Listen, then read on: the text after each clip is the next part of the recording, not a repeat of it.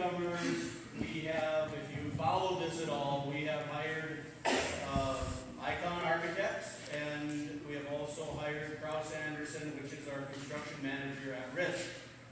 And I would tell you, not to be contrary to some public opinion and or rumor, we have not made a selection on elementary or secondary build or the remodel of this place.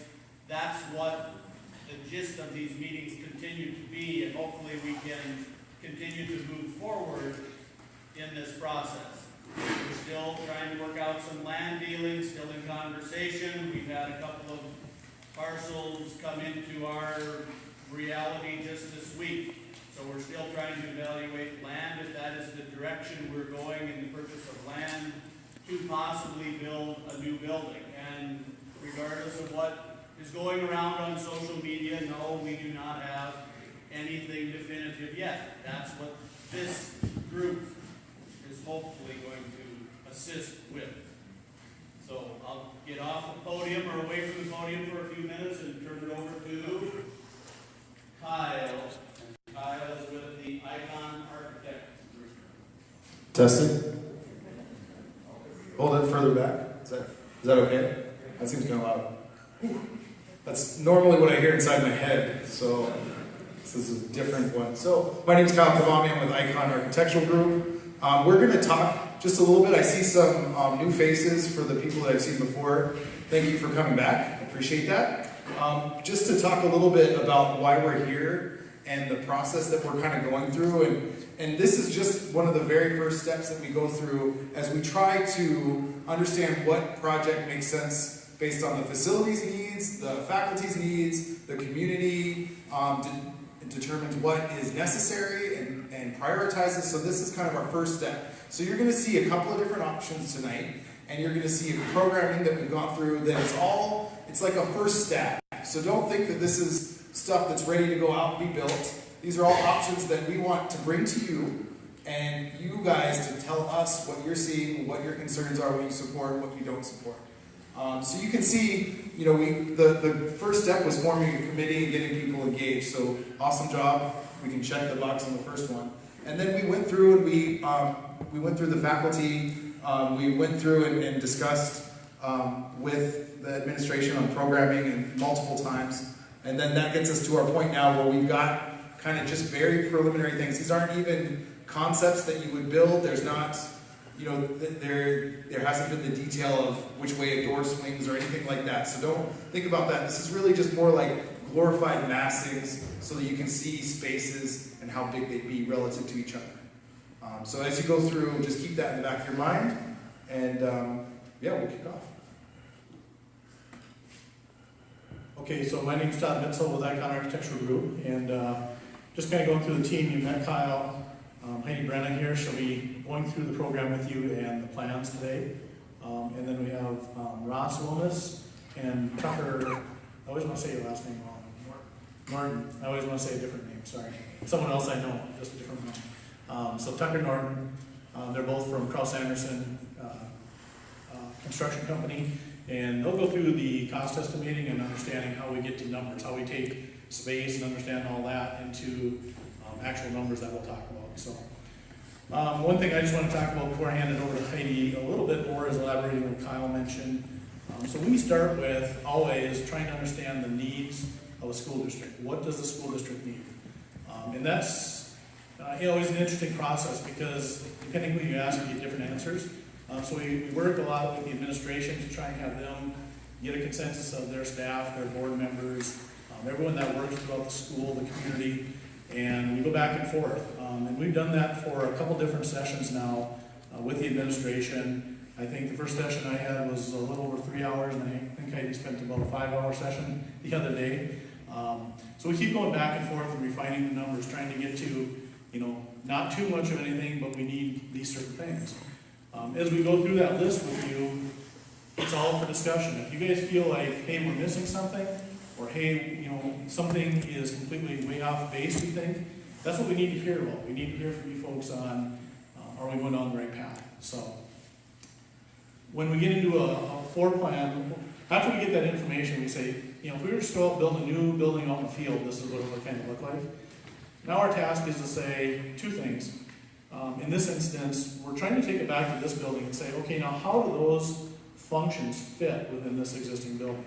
What makes sense? You know, what can we do, what can't we do, and how much will it cost? So you'll actually see in these two options we're going to present tonight, a new building paired with a remodeling of this space, okay? And it's just kind of reversing the elementary and high school concept between those. We'll explain that a little more. But ultimately what we're trying to do is get to where these spaces then address that program that says we satisfy the school district needs. Oftentimes, almost all the time, there's more needs than there are dollars to deal with it. So we often get into setting priorities along the way. Now tonight, that's kind of the start of that process in my mind, is start to say, you know, the numbers we see make sense, they don't make sense. We need to go up, we need to go down. We have to add something, we have to subtract something. So, you know, just to give you a kind of a baseline, that's where we're at tonight. Everything, as Kyle mentioned, is on the table. Gary mentioned, there's no decisions been made. Really, we've been fact-finding, we've been trying to understand the needs.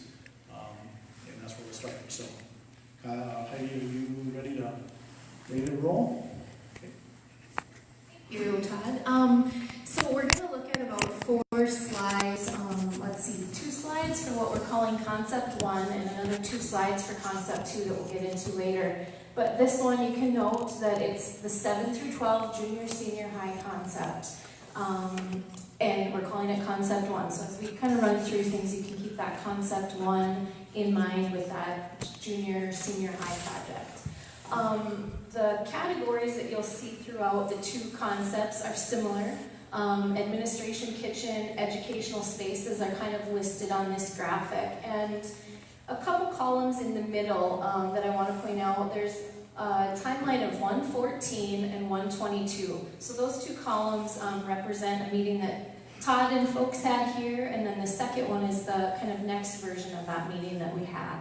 And the red, I've got some areas that are highlighted red. Those designate changes between that 114 and 122 meeting. So kind of for the group tonight, we want you to know we've already kind of gone through one round of revisions, understanding that some of the needs and wants, you know, might go over and above what our budget allows. So, Colleen is making copies. Yes, she is. Colleen is making copies. Yeah. So while we wait for those, administration, I'll just, and Gary, if he wants to pop in, or Carter, or Andrew, if you want to pop in on any of these items, feel free. But the first area is administration, and I'm not going to go through each and every one of the spaces, but one of the concepts that came out in that conversation was, in any new project, where would superintendent's office be? Where would kind of the administrators be? So in our discussions, in this version, the high school version, I have crossed out, I've crossed out the superintendent's kind of spaces. Because I note there, the desire is to have 2 administrators at each facility. So the comment is, the group felt that the athletic director and the principal would be at the high school, wherever that is, if it's a new build or an existing renovation. So that's, and then the superintendent and principal would be at the elementary school. So that's kind of how these 2 concepts move forward, and kind of administration's concept of where they want staff. You can see by making some of those changes, square footage reduced, we go from 4,500 to 2,900. Ali, you can zoom up there.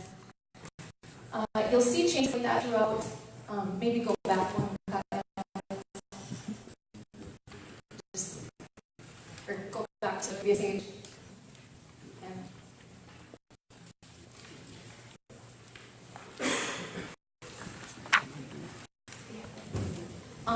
Kitchen, we made some subtle changes, but basically there's the understanding that kitchen in this facility is too small, but we would need a new kitchen facility and associated spaces with whatever we build. This area is educational spaces, those math, English, and those core classrooms that are needed. And in this area, we started out with 4 classrooms for each of those grade levels, but in discussion, as I noted, we maybe felt there were wants than what the budget would allow. So there's comments there that said reduce a few of those by one class. So again, in our discussions, the decision was made to make some reductions in those areas. You'll also may see some notations of collaboration spaces. As you see those pop up throughout both of the sets of programs, the idea is that different, if it's grade levels on the elementary program, or if it's the math classes or science classes at the junior, senior high level, that bigger groups of students and teachers could get together in those spaces. So that's what those are. In this situation, we decided to reduce that, again, knowing that we needed to reduce our square footage. A little slight change in special ed. Oh, go ahead.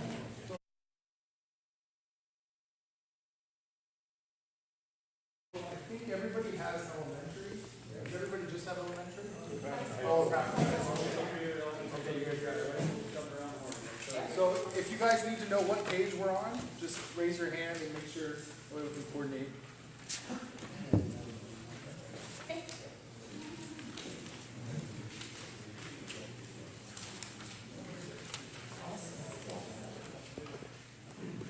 And in the handout that you have, we've kind of got like the left-hand side of the page, and then that just continues, so the format's a little different, but if you can follow with the headings.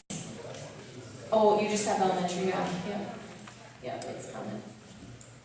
So yeah, we kind of showed two columns on this page just to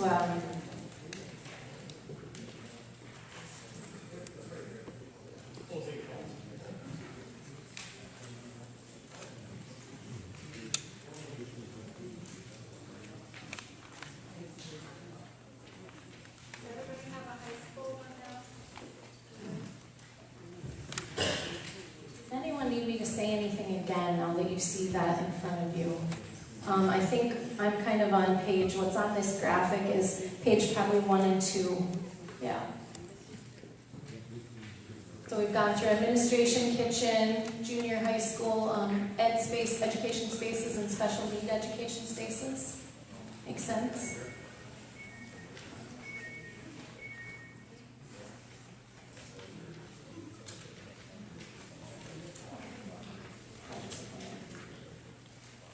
So I'm probably on page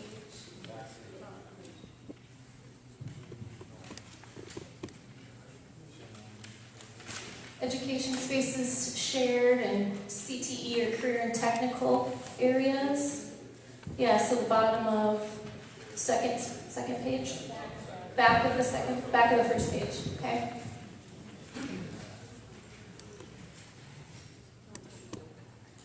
In this education shared area, we have, awesome, thank you.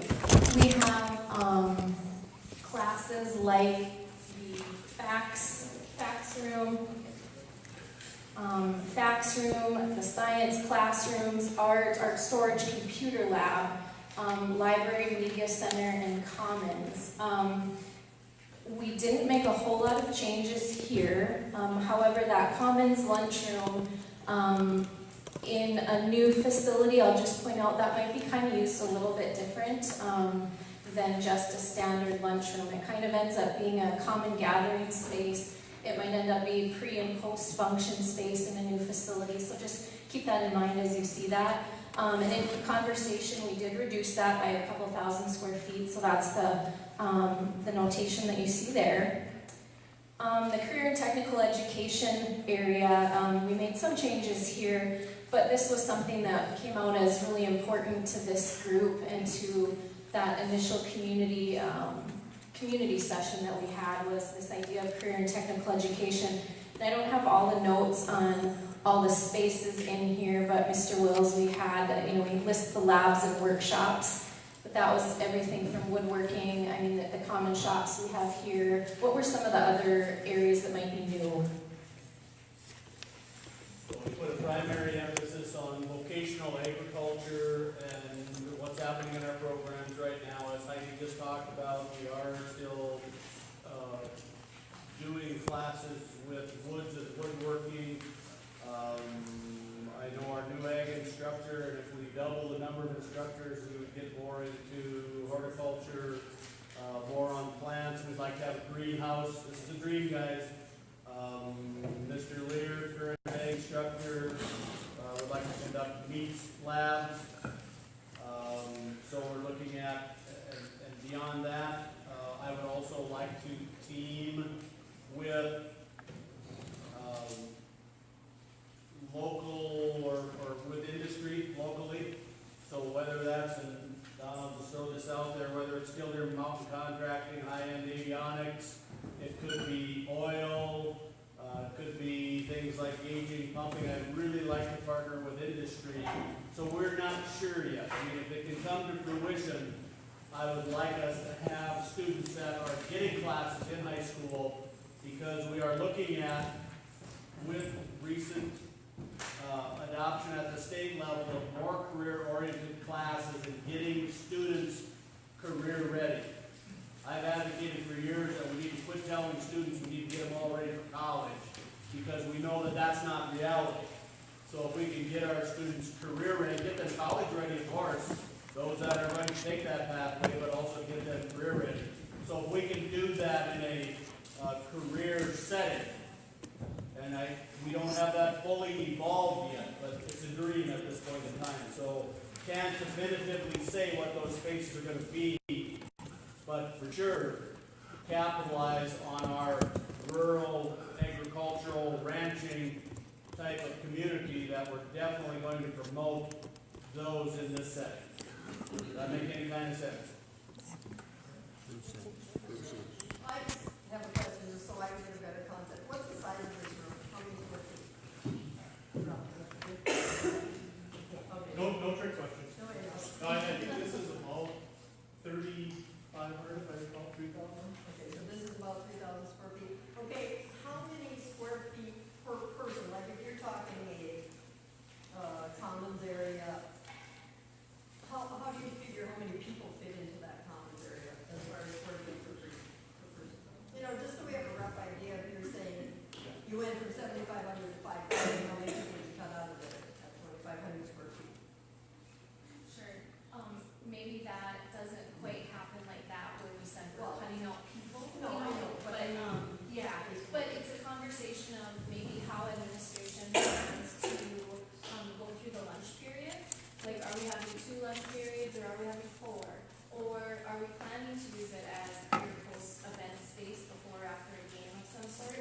So I guess it involves all of those conversations. I would just to get a grasp of if I'm looking at a 900 square foot classroom, how many, right now, how many students do you feel you put in a 900 square foot?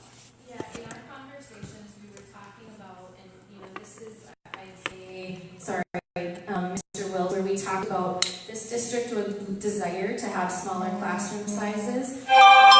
Maybe in a worst case scenario, that would go up to, and in other districts, that's a maybe 20-person classroom size, 20 students. Yeah, because we don't usually have room. Yep. Yep.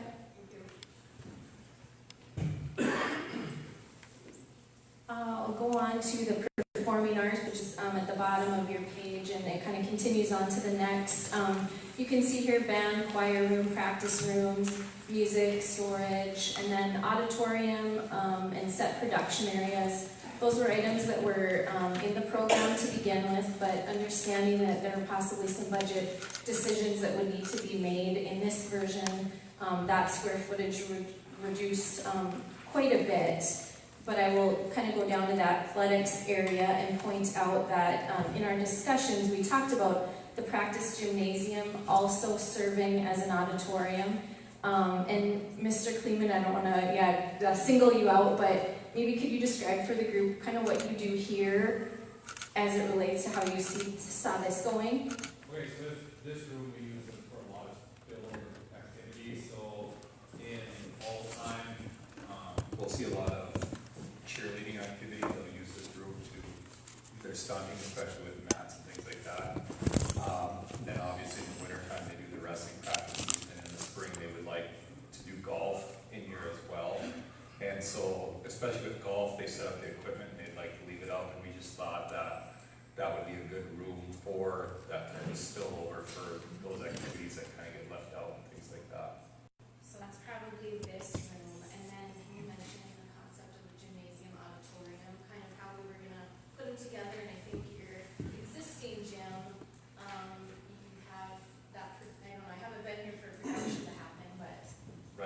So if you guys have been here, for any of our winter concerts for the elementary classes, everything is broken down by grade level, so they'll do a kindergarten only program, they won't do the full K through 6, and then they'll have it in this room here, they'll set it up and practice, and then they'll have the program and things like that. The auditorium is something that, I mean, we've seen at various schools, and it's something that we would like in Killdeer, but we also know it's a wish list type item. So that's where the concept came of doing basically a gymatorium type thing, making the gym concept, if you would, the way our old gym is set up, where it's stage on one side, bleachers on the other, we would do the same concept where the bleachers would be on one side, but rather than having an elevated stage, it would be at floor level. And that's what we've gone to a lot with our music programs and concerts, where rather than having students up on the stage and the only thing you see is the back of their standards and things like that, everything is down ground level, and then we're up in the bleachers. Thank you.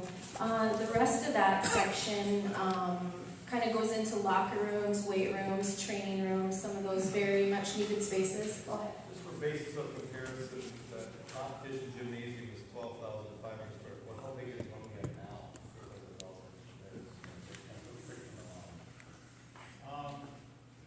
Going from memory here, but I want to say in about 7,000 to 7,500. When you get to the size we're talking about, it's you can go 2 full-size courts side by side. But what drives it a little bigger is if you're going to do spectator seating on each side, or roughly that 1,000 to 1,200 is what we have figured out there. At the bottom of the sheet, we show, kind of how we've reduced square footage then from the 112,900 to 86, and then those 2 line items at the bottom have to do with, it says wall coverage, circulation restrooms, mechanical storage. We haven't allocated those spaces within this program document, so we're kind of giving an overall percentage of the 86,000 to come up with wherever those spaces end up being in the end. The corridors, that's not listed yet, so that's how we get to that gross number versus the net square footage number. You can see we reduced it by quite a lot, from 160,000 to 123,000.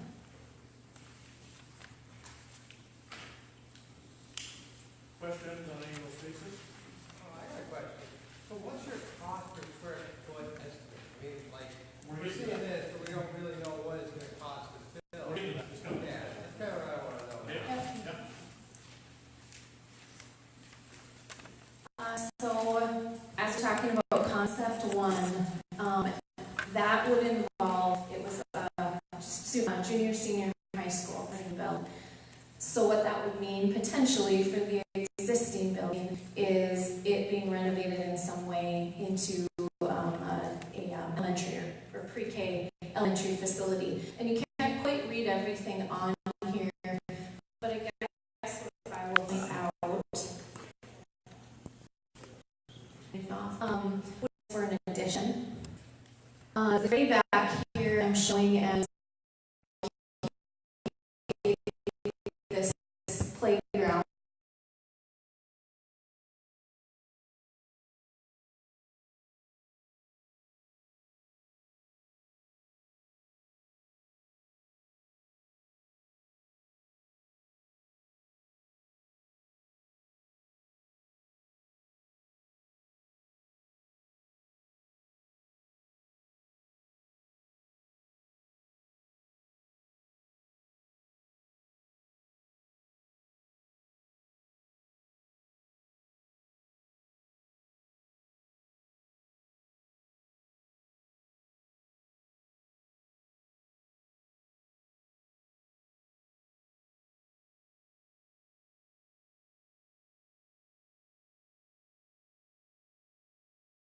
Parking lot there, the furthest one to the bottom left-hand side, is residential, that residential area, isn't it? It is. Have those people been approached?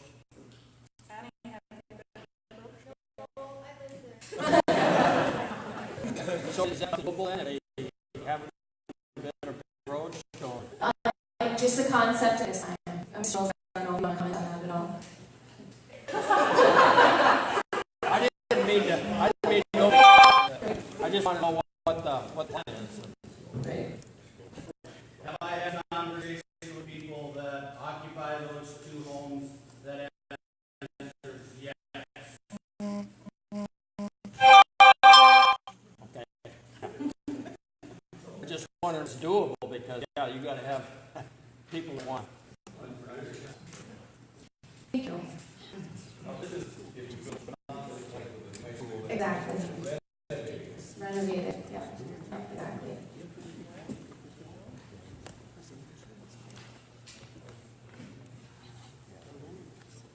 Yes, good point. So we haven't gone through the elementary version yet, but that is what we use to put together what would go into this building. That makes sense. So just like what I went through on the high school version, we used the same concept, or the same document that you have one in front of you that we'll go through next to put together the spaces for what you see on this floor plan. So kind of go together in each case. I'll maybe point out this line right here would be the edge of your existing facility on the east side.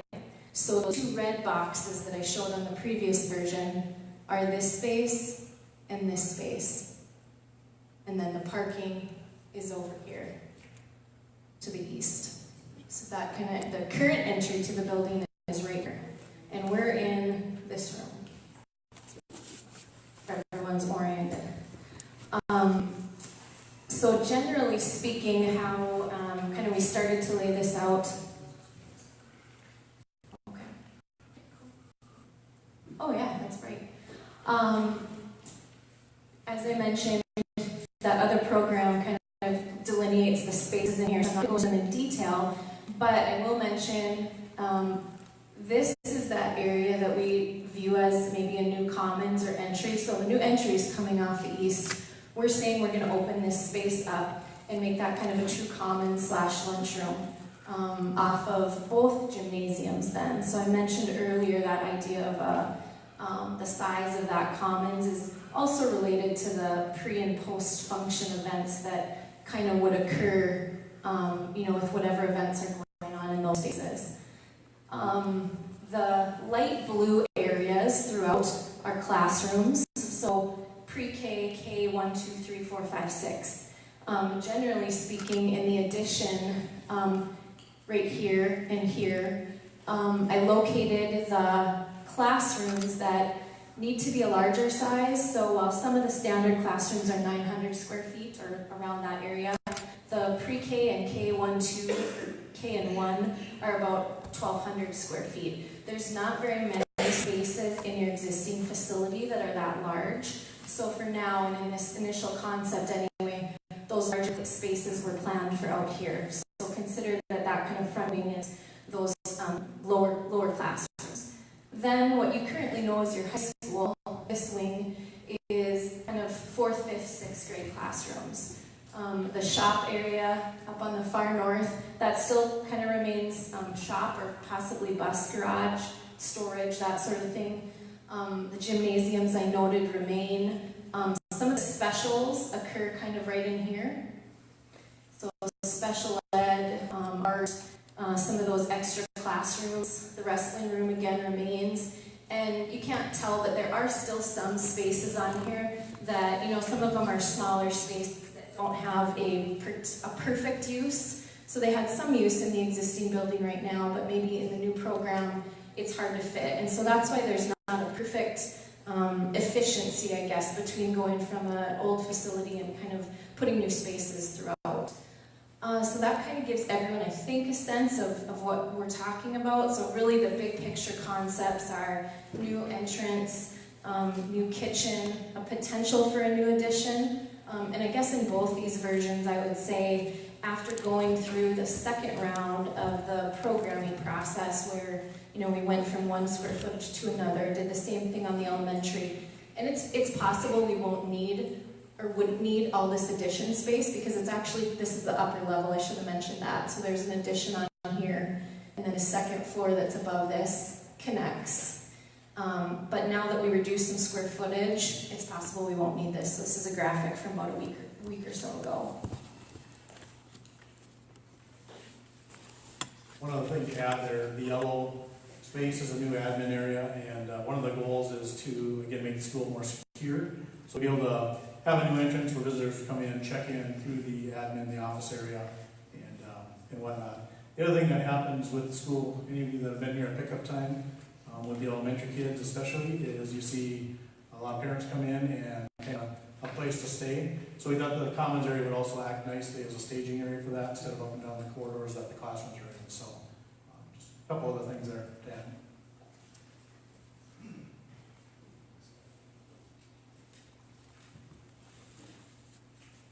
This slide, Ross and Tucker will talk a little on their budget numbers, but just for your reference, as we mentioned, so, one space is a new entrance, and there's some new additions and major renovation and minor renovation. That is kind of what this slide is describing.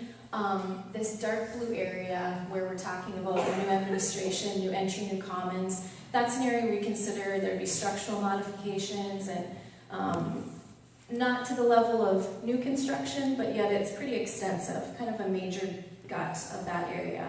New mechanical, electrical systems, new finishes. So that's what that dark blue color is showing. The light blue is the level that they would budget as a new addition, so new construction.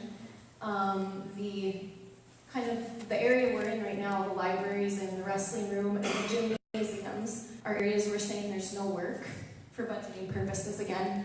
And then this, I guess, tealish green color is an area that we're calling kind of minor or moderate level of construction. So again, these are just some graphics that at a very, very high level help them kind of put budget numbers together.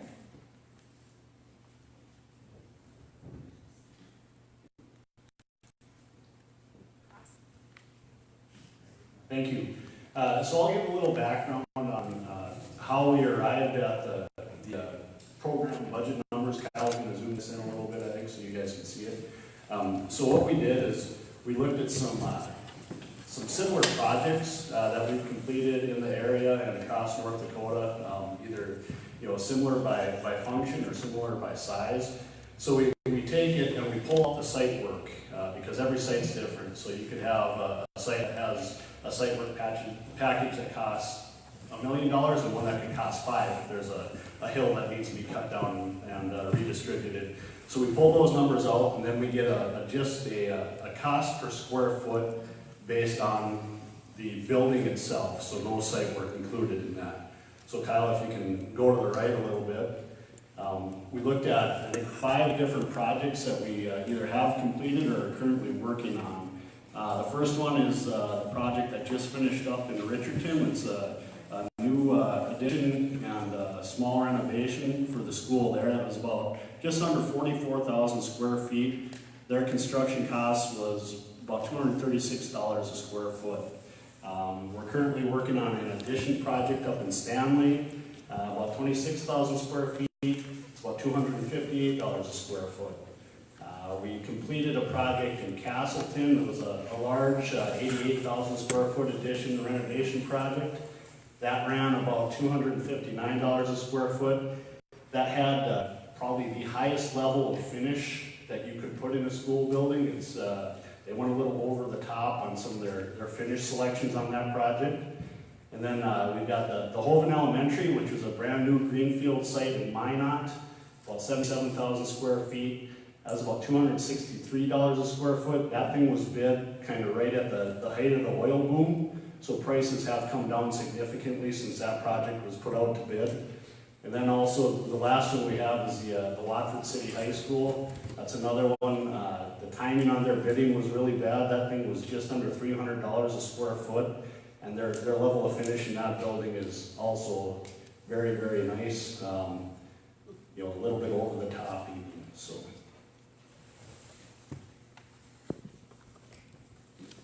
So we take those numbers and we establish a range on what we believe the building's going to cost in Killdeer. So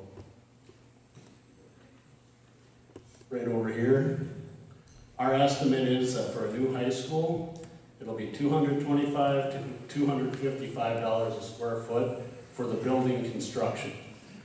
So over on the left, we've got a couple columns that show that range off of the original program. That was the 160,000 square feet. And then to the right of that, this area, that is the updated program that we got on the 22nd. So in addition to the building costs, we've got our site work costs, which is all your excavation, site demolition, site utilities, sidewalks, parking lots, landscaping, things like that. And then also we've got the two different levels of renovation for the existing facility. So there's about 60,000 square feet of light renovation that's going in, maybe adding a wall, replacing doors, replacing casework, replacing flooring and ceilings. And then about 24,000 square feet of the heavy renovation, which like Heidi mentioned, could be some structural changes, almost a gut and renovation of certain spaces in the high school. So we add all those up and we get our bare construction costs there. And then we've got 20% soft costs that get added onto that. That includes your design fees, your furniture, your equipment, some technology, things like that. And these are all numbers that, like Heidi said, this is all just based off of square footages. We don't know what the building's going to be made of yet. So this is trying to give us a realistic range on what the project's going to cost. So the last two numbers on the bottom, in the yellow, that's our projected range for the total project cost. So for the high school with the current program at the 123,000 square feet, we're projecting $45 to just under $52 million, depending on what the actual building materials and finishes are in the building. Any questions on any of that?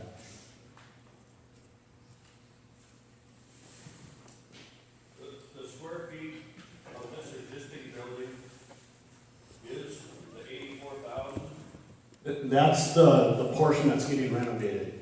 Okay, so what is the size of this existing structure? Around 110,000, I believe.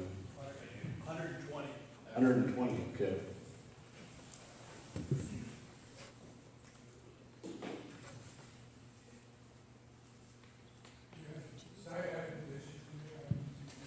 We did not include the site acquisition in there.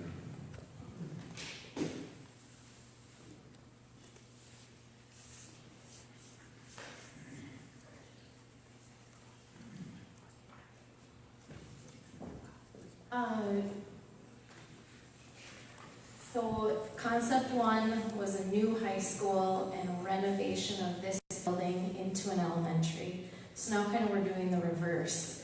These next couple of pages are a new elementary school, and then at the end talking through renovation of this facility into a high school. And this one maybe we can go through quicker because I've mentioned a few of the things, but on your first page, as I noted in the other program, we talked about the concept of that superintendent. So the superintendent and principal would be at the elementary school, so those are noted here. So that square footage we deleted from the one program is now in this one. And then the associated spaces like a business manager and boardroom are also added. So that square footage went up a little bit. Again, kitchen, virtually the same. We talked through in both of these versions kind of deliveries and what their capacity was now and you know what kind of the group was projecting. So that's how those numbers came about. In the educational spaces, this really kind of lists, I suppose, the heart of those classrooms that students are in all day. You'll note the quantities to begin with. The district was considering 4 classrooms per grade level, typically. So as you see, kindergarten, first grade, second grade, third grade, all the way through 6, those were 4 classrooms. Again, in this effort to kind of really hone in on square footage and budget, the group talked through what 3 sections would look like. So many of those comments in red on the side say reduce to 3 rooms. And the last comment in this section mentions grade 4 through 6 collaboration space. And my comment on the side is becomes flex for a 4th section. So those collaboration spaces may not be used 100% of every day, but again, I mentioned those are for classes coming together in different settings. But knowing that the district may grow, those collaboration spaces and some of the extra spaces you'll see in the program could be used actually to, if some of those grades ever flex into the, a future scenario where you have a 4th grade that's really big, 2nd grade, a kindergarten. That's how the district kind of sees using those extra spaces. So that reduced square footage in that category quite a bit as well. Special needs, that virtually stayed the same. The idea there was an additional changing room would be appropriate. Shared classroom space, that there were no changes there. Very many of the same classrooms here appear on the high school list as well. The lunchroom here is a little bit smaller than what was at the high school side or size. Getting down into the performing arts section, similar concept there where the group is realizing maybe that auditorium is more of a wish list at this time. Maybe it could be added in the future, but for now it is removed from this program. There's also discussion on music and if the group could manage with just one in this facility. So we're noting that the space has been reduced to just one. And that band would potentially occur at the high school. So quite a bit of square footage reduced in that category. And then the last one with athletics, kind of that similar concept here where we're talking about the gymatorium, I think was the term. That similar concept would occur here. And similar discussions of locker rooms to reduce that category as well. You'll know we're kind of giving a suggested seating for that gym of 400. So yeah, we went from 129,000 down to 97,000 square feet on this option.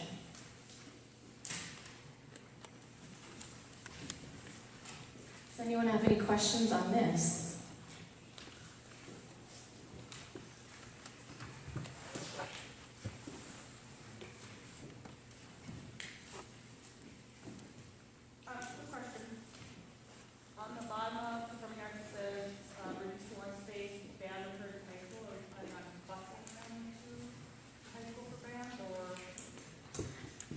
Is that how that would occur, busing or?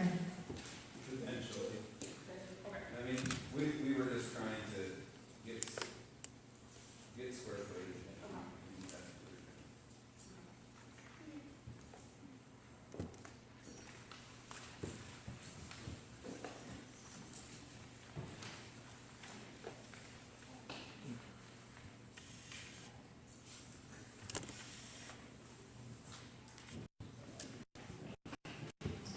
All right, so we can talk about the budget a little bit for the, if we were to do a brand new elementary school on the Greenfield site as well. So it's the spreadsheet set up the same as the last one. We've got the original program amounts over here, updated amounts, and then the updated estimates. As you see, the cost on an elementary school is typically about $10 to $15 a square foot less than high school. There's less of the auxiliary spaces that are typically required for an elementary school, so your total square footage per student is typically a little bit lower. So we're anticipating about $214 to $240 a square foot. There's also a little bit less site required. You don't require all of the parking and such for an elementary school that you do for a high school, so that number's a little lower. And then the renovation costs are very similar.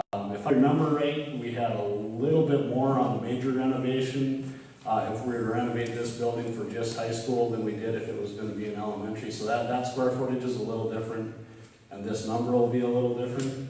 But in the end, you'll see that the elementary option is, we're anticipating $9 to about $10 million less than the high school, mainly due to the lower amount of square footage required, and then the little bit lower construction costs. So Kyle, can you kind of scroll up so we can see the bottom there too?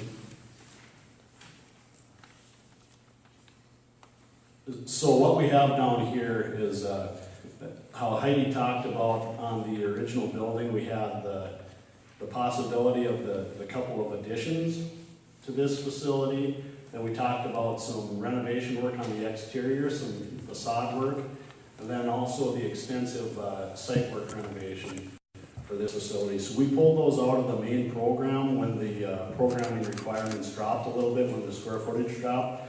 We've still got them here to get a rough idea of the values if that was work that was desired. I can't read it, can you zoom in?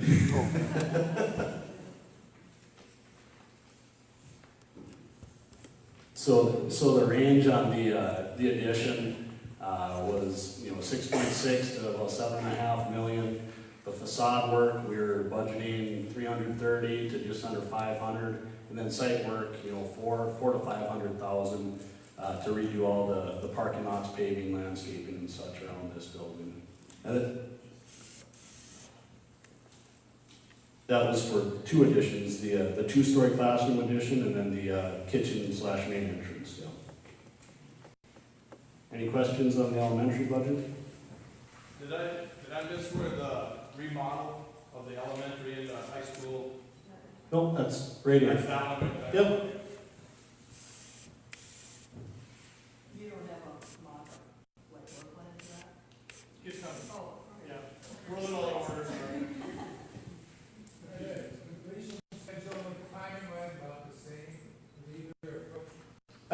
Yeah, they would be very similar. These are, no matter which version goes, they're both large-scale projects. So it would be, set up so you're either complete, for school to start in the fall or turn over during like the holiday break. One of the two. Those are two of the dates that you try to hit with school construction. So depending on when, the referendum passes and when construction can start.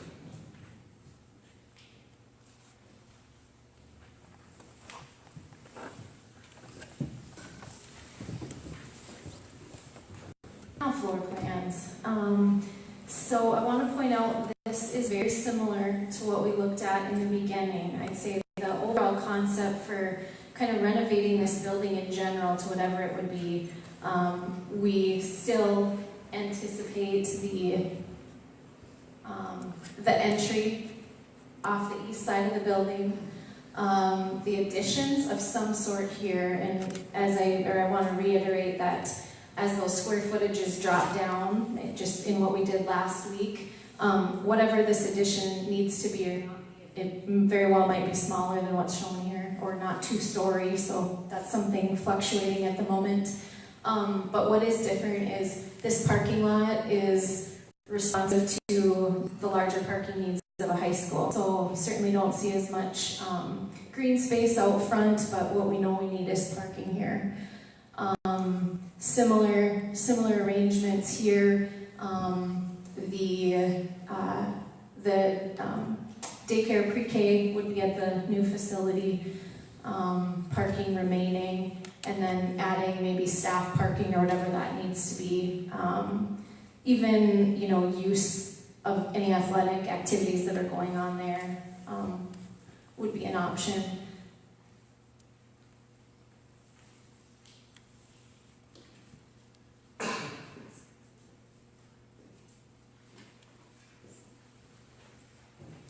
In this version,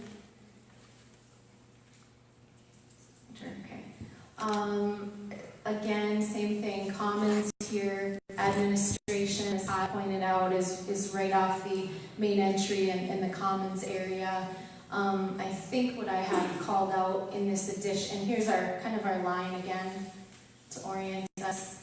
The addition that I have shown here, similarly, in the elementary version, in this high school version, those continuing technology and education classes are typically, or some of them anyway, the larger labs are that $12,000, $1,500 square foot size. So we don't have a lot of those or enough of those in the rest of the building. So in this version anyway, I looked at maybe we need to build some of those new. So a lot of those CTE classes are happening here. I'd like to look at another version that puts them back over here, but maybe that'll be a future revision. The the science, math, social studies classes are all happening on this side. Most of those classes are 900, and there's a few that are larger, 1,200 for science, science labs. So that's maybe similar to how it is now. Again, the specials are kind of happening in this core piece. In this version, we're talking about renovating the lockers, recognizing that some of those have needs. So those are new lockers. Gymnasiums again are still as they are.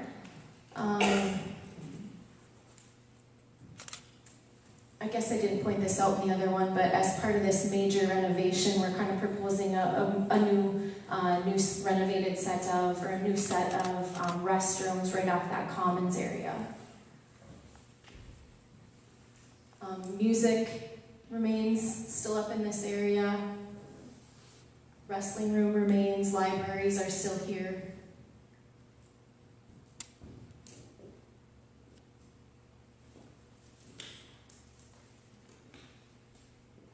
This slide again relates to what Ross just went through, but similar, where the navy blue color is the major renovation, or that kind of gut and pretty much everything is brand new, structural modifications.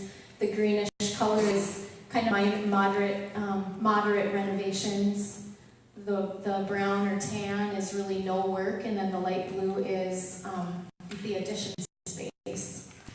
So again, though they're very similar, right, from one for the elementary or high school, kind of how we perceive, at least at our first look at this, that idea of the entry being off the east, some new addition space is an option or potential, and then kind of renovating parking is kind of, consistent in no matter which way we go.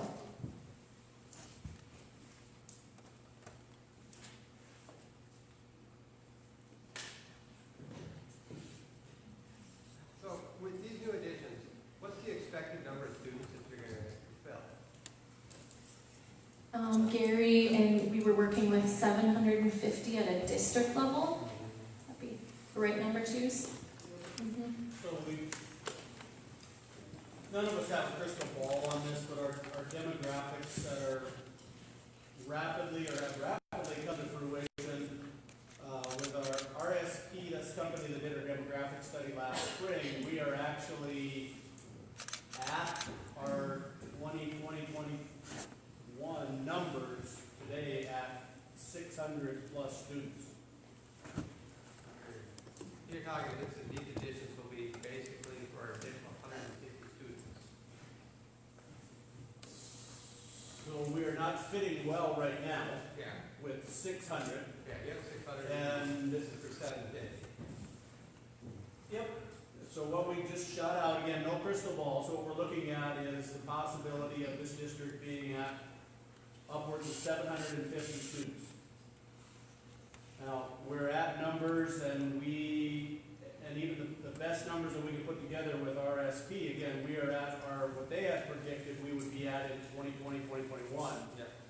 And here we're in 2019, and so we're ahead of that curve a little. But we also know in that demographic study that our 0 to 5 age group is going to put 50 plus kindergartners into this district over the course of the next 5 years. And so if we look at that, we know we graduate, is the number still 30, Carter? So if all the kids walk the stage as seniors this year, we graduate 30, and then once we exit those students, then we jump into the 40s, and we have one classroom second grade right now that is right at about 60, and our 5th grade, are we 50 or 52? 52. So that number has actually changed a couple from the last time I heard it. So we are seeing that we are ranging from the mid-40s up through 60 students. and the demographic study putting us at 50-plus students entering kindergarten over the course of the next 5 years. And of course, the ones that aren't born yet, no clue, but we think there's a trend here that needs to be addressed. It doesn't sound like enough.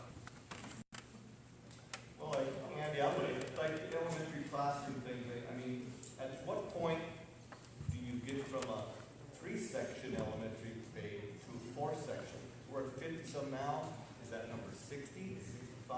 So what we planned for when we went through these spaces is we said classroom-wise, we want 3 preschool classes potentially, and 4 first grade rooms, 4 kindergarten rooms, to make sure that we can keep those class sizes relatively small. You're looking at, with these projections, you can easily have 20 kids per classroom in every grade beyond first grade. So, we were trying to balance out keeping those classrooms small and the monetary obligations that go along with more classrooms and more space. But yeah, I would say Kind of at the tipping point. at more than 20, that becomes your tipping point. Once you get to 60, then you go on. Once you get to 60, then it starts to look tight, but that's where those collaborative spaces that we're talking about come into play. So that if we do have a grade level that gets to 65 or 70 or whatever, we do have some space in there that allows us to account for that flexing class size. So that's how we went about it. So I would add one other thing is that if you look up here, when we changed from that 4 to 3 sections, it saved about 8,000 square feet, 8,500 square feet. It's not a lot of square feet. It could be added back in if that's the kind of the direction. But the way we always design a building is to be able to easily add classrooms.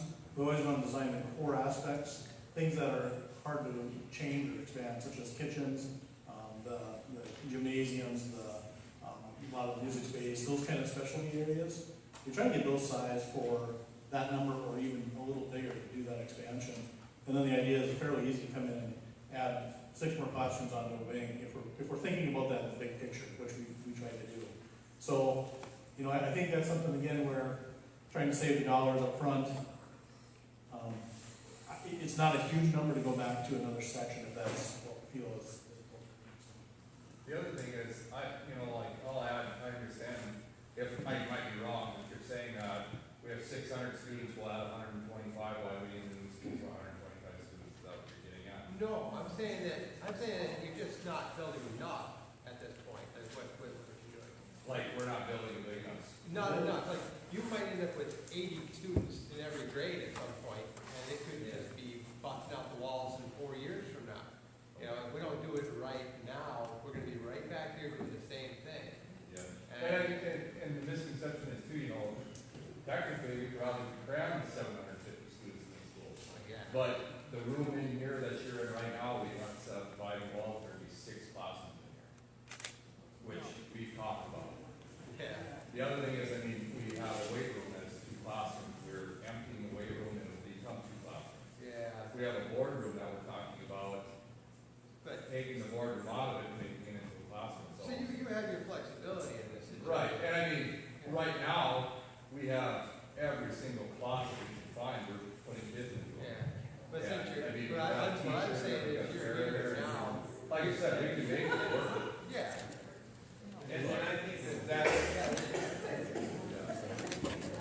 I'd say go bigger. Yeah. So, Yeah. so one thing. I'm good. Yeah. One thing I want to add to that, and Gary may want to jump in here as well, but we did the first version of this was to kind of dream, right? No parameters, don't have to worry about dollars. But the reality is the dollars are limited to some degree by state law as to what the school district can actually borrow or bond.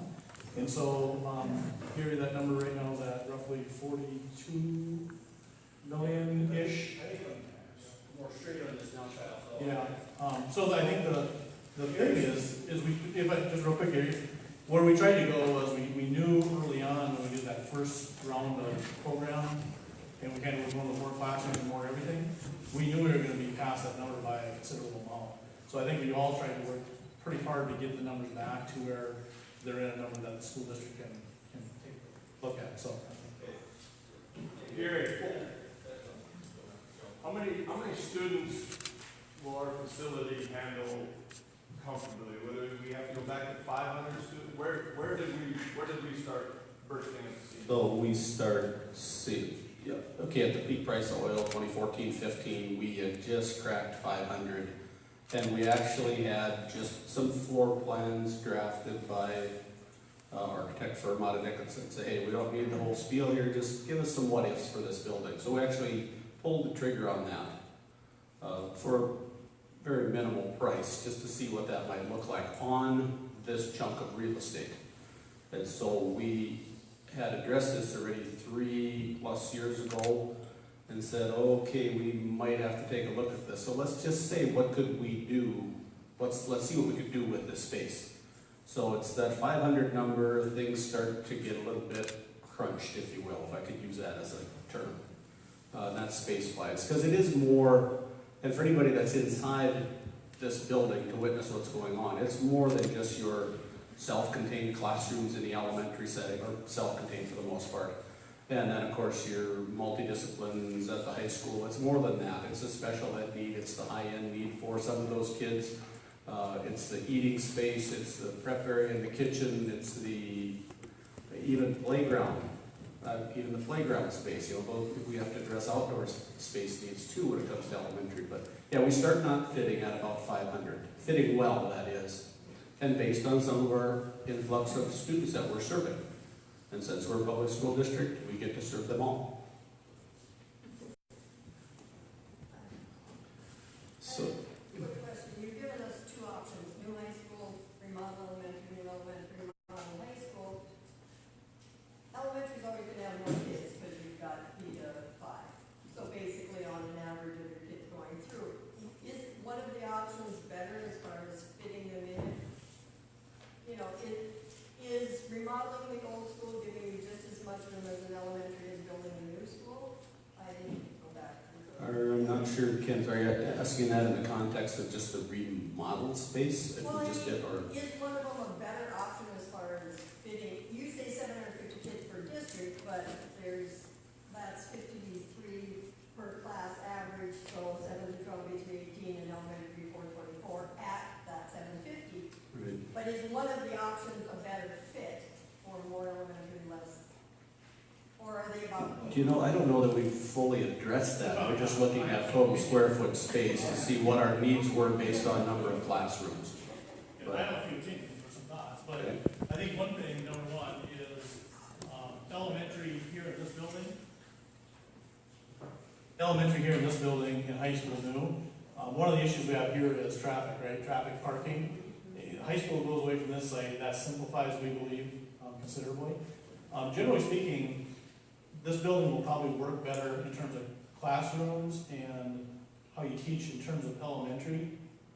High school, there's a lot more specialized spaces that we'd have to do a lot more adaptation, I think, here.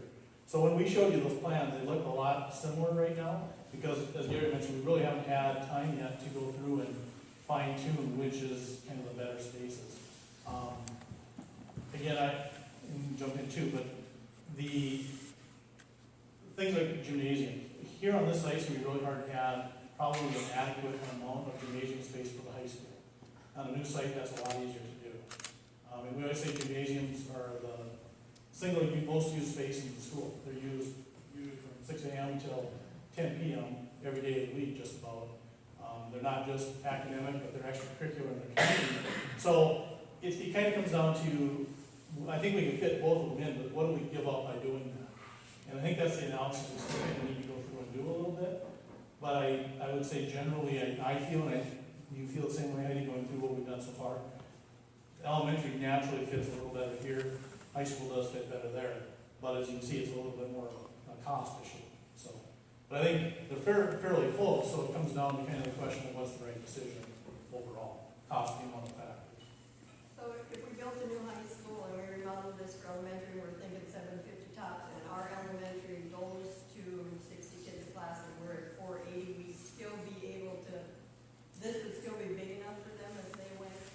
That's why partially we show that addition, right? So we're still thinking that classroom-wise, as we get to that, especially a 4-section situation, we're probably looking at something where classrooms would have to be added. But we think that the core pieces, again, now we have the commons, we have the kitchen, the restrooms are sized properly, you know, the music room, all those other spaces are kind of there and situated. It's really classrooms, as Heidi mentioned when she talked there, those pre-K, K1 classrooms that are larger classroom sizes, those are the ones that we really don't naturally have here.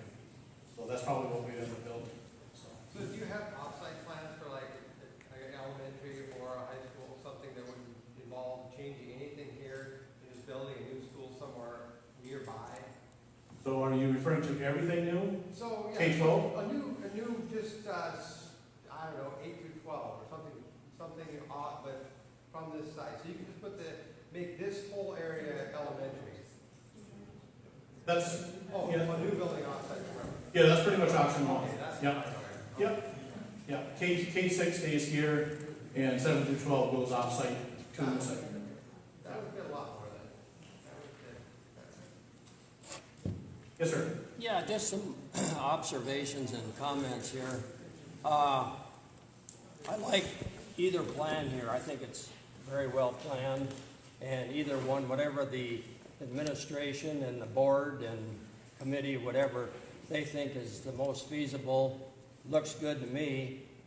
But as a grandparent and a future great-grandparent that likes to come to school activities, I see our biggest problem here is parking and expansion. And I don't know if what we're planning here will satisfy that in the future or not.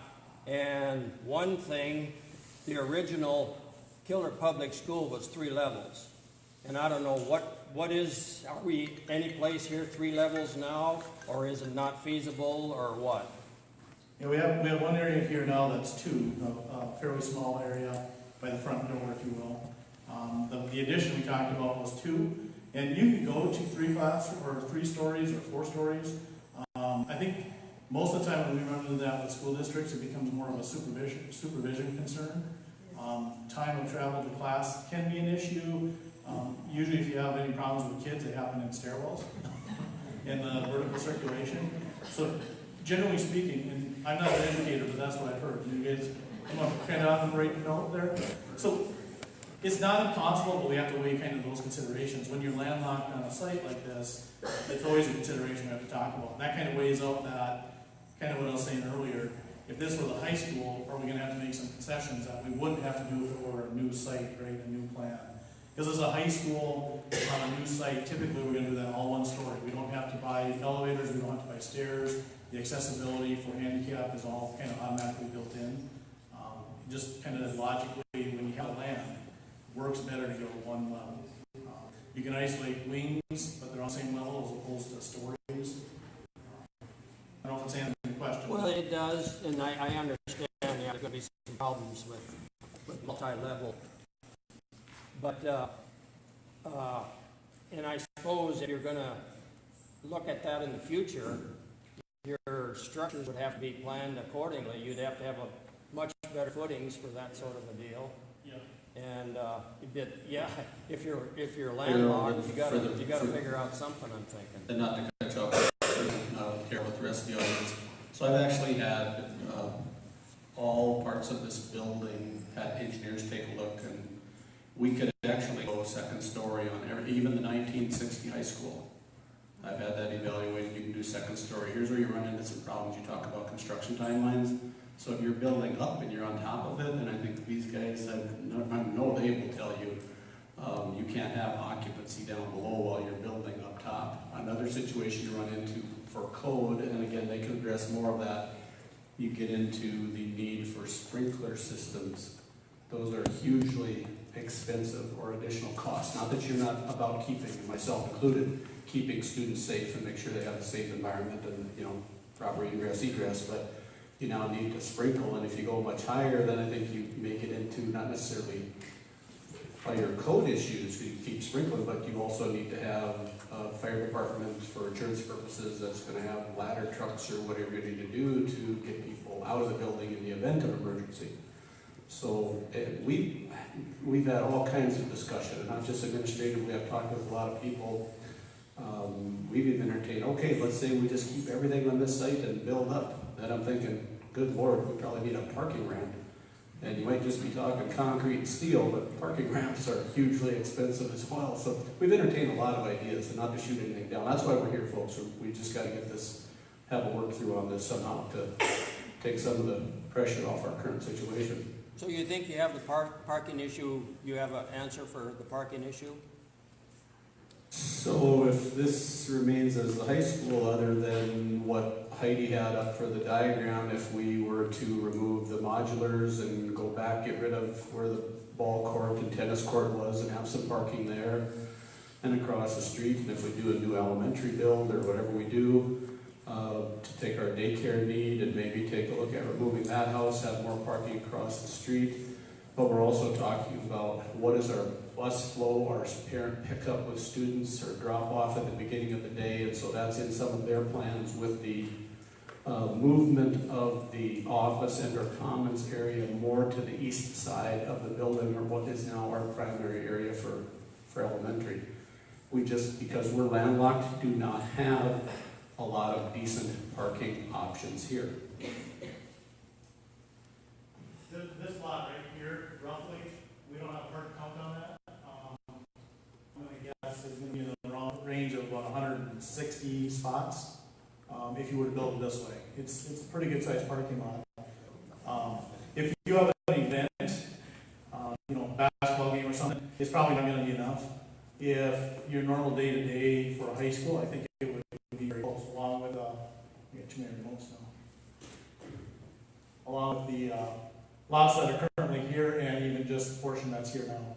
So your total parking on this site, all said and done, is probably at about 250 in that range with that plan.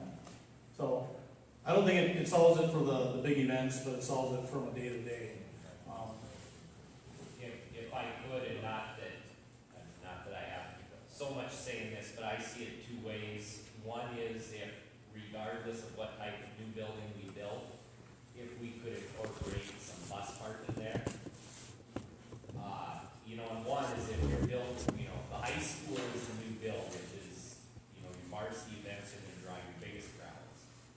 I would hope that in a new build, we would have a much larger parking lot established on that property. If the high school stayed here, but we could relocate where the buses park, that increases a lot of parking out there. And if this was the high school and we built a new elementary, we could eliminate that playground space out there. And parking, would it completely solve the issue? I don't know, but I think it would help a lot. Speaking of that, Gary, has the board or you guys addressed the bus barn being too small right now? I see no addition for bus barn, nothing to move, or is it cheaper just to quit busing all kids and take people to all of them? I don't know. No, that would be expensive too. We've had conversations over the years about issuing contract bus, and no matter what service, whether it's Harlow's picked up Dickinson's busing a few years ago, and they find that to be a significant challenge. It's even a challenge for us right now, owning our own fleet, but in trying to keep transportation costs down, it is, for the most part, better to own your own fleet and have your bus maintenance person and hiring all your drivers through the district than go to contract busing. But so we've had conversation. I think we've addressed that too when we've been at the table and say, we really need to have, so whether it's this building, build another building, I would really like to see at least our 2 stalls with a better maintenance bay if we're going to continue to do our own transportation, which I think that's in our future. So that's not necessarily on the plans yet, but we're still trying to have work through on some of these things. Can I ask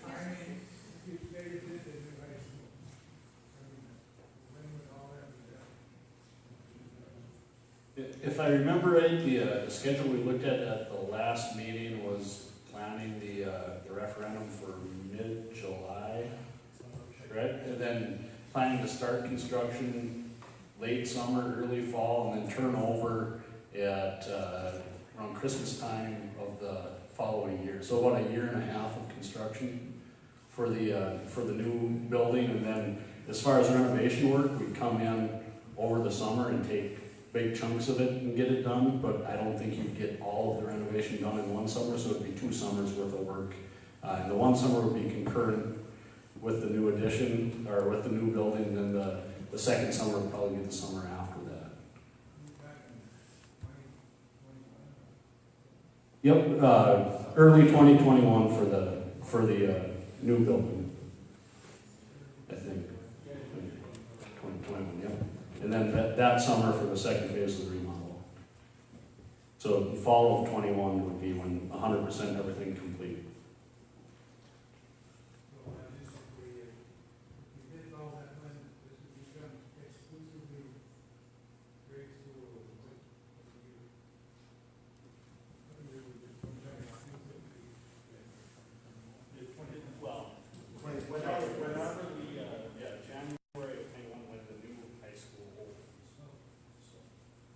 And to touch on that schedule, so the referendum it's just kind of tentatively, that's just a target we have. So that is dependent on this process. So right now we're here at this point with our 2 kind of first stabs at a couple of different paths. And our goal is to understand, do you guys like any of it? Do you like all of it? Do you like this one better than this one? Does this one make more sense? Is this too expensive? Is this not expensive enough? We're trying to get your feedback right now with the goal that we actually are going to start hoping in February writing a survey that we're going to send out to the entire school district. So right now, we're trying to test you guys. You guys are the litmus test on what sticks and what doesn't, so that we can refine it and then send it to everybody in the district and have them almost vote before the vote. So we know if what you guys are saying and what we're saying as the administration, we're all working together, if it's making sense. Because if we have everybody here, we all agree, and then we send it out and it comes back different, then we know maybe we missed the mark or there's something there. So today, the ultimate goal is we need to know your feedback. We need to know, this is good, this isn't good, this is too much, this is not enough, so that we can have direction, hopefully so that we can get something out to the entire district. Can I ask you something? In your recommendation of what it would cost, have you guys thought about the water and sewer? What it would cost if you went out in the country? I stopped at the city hall just before we come here tonight, and when they put the water and sewer up to grab and go, it cost the city $3.5 million.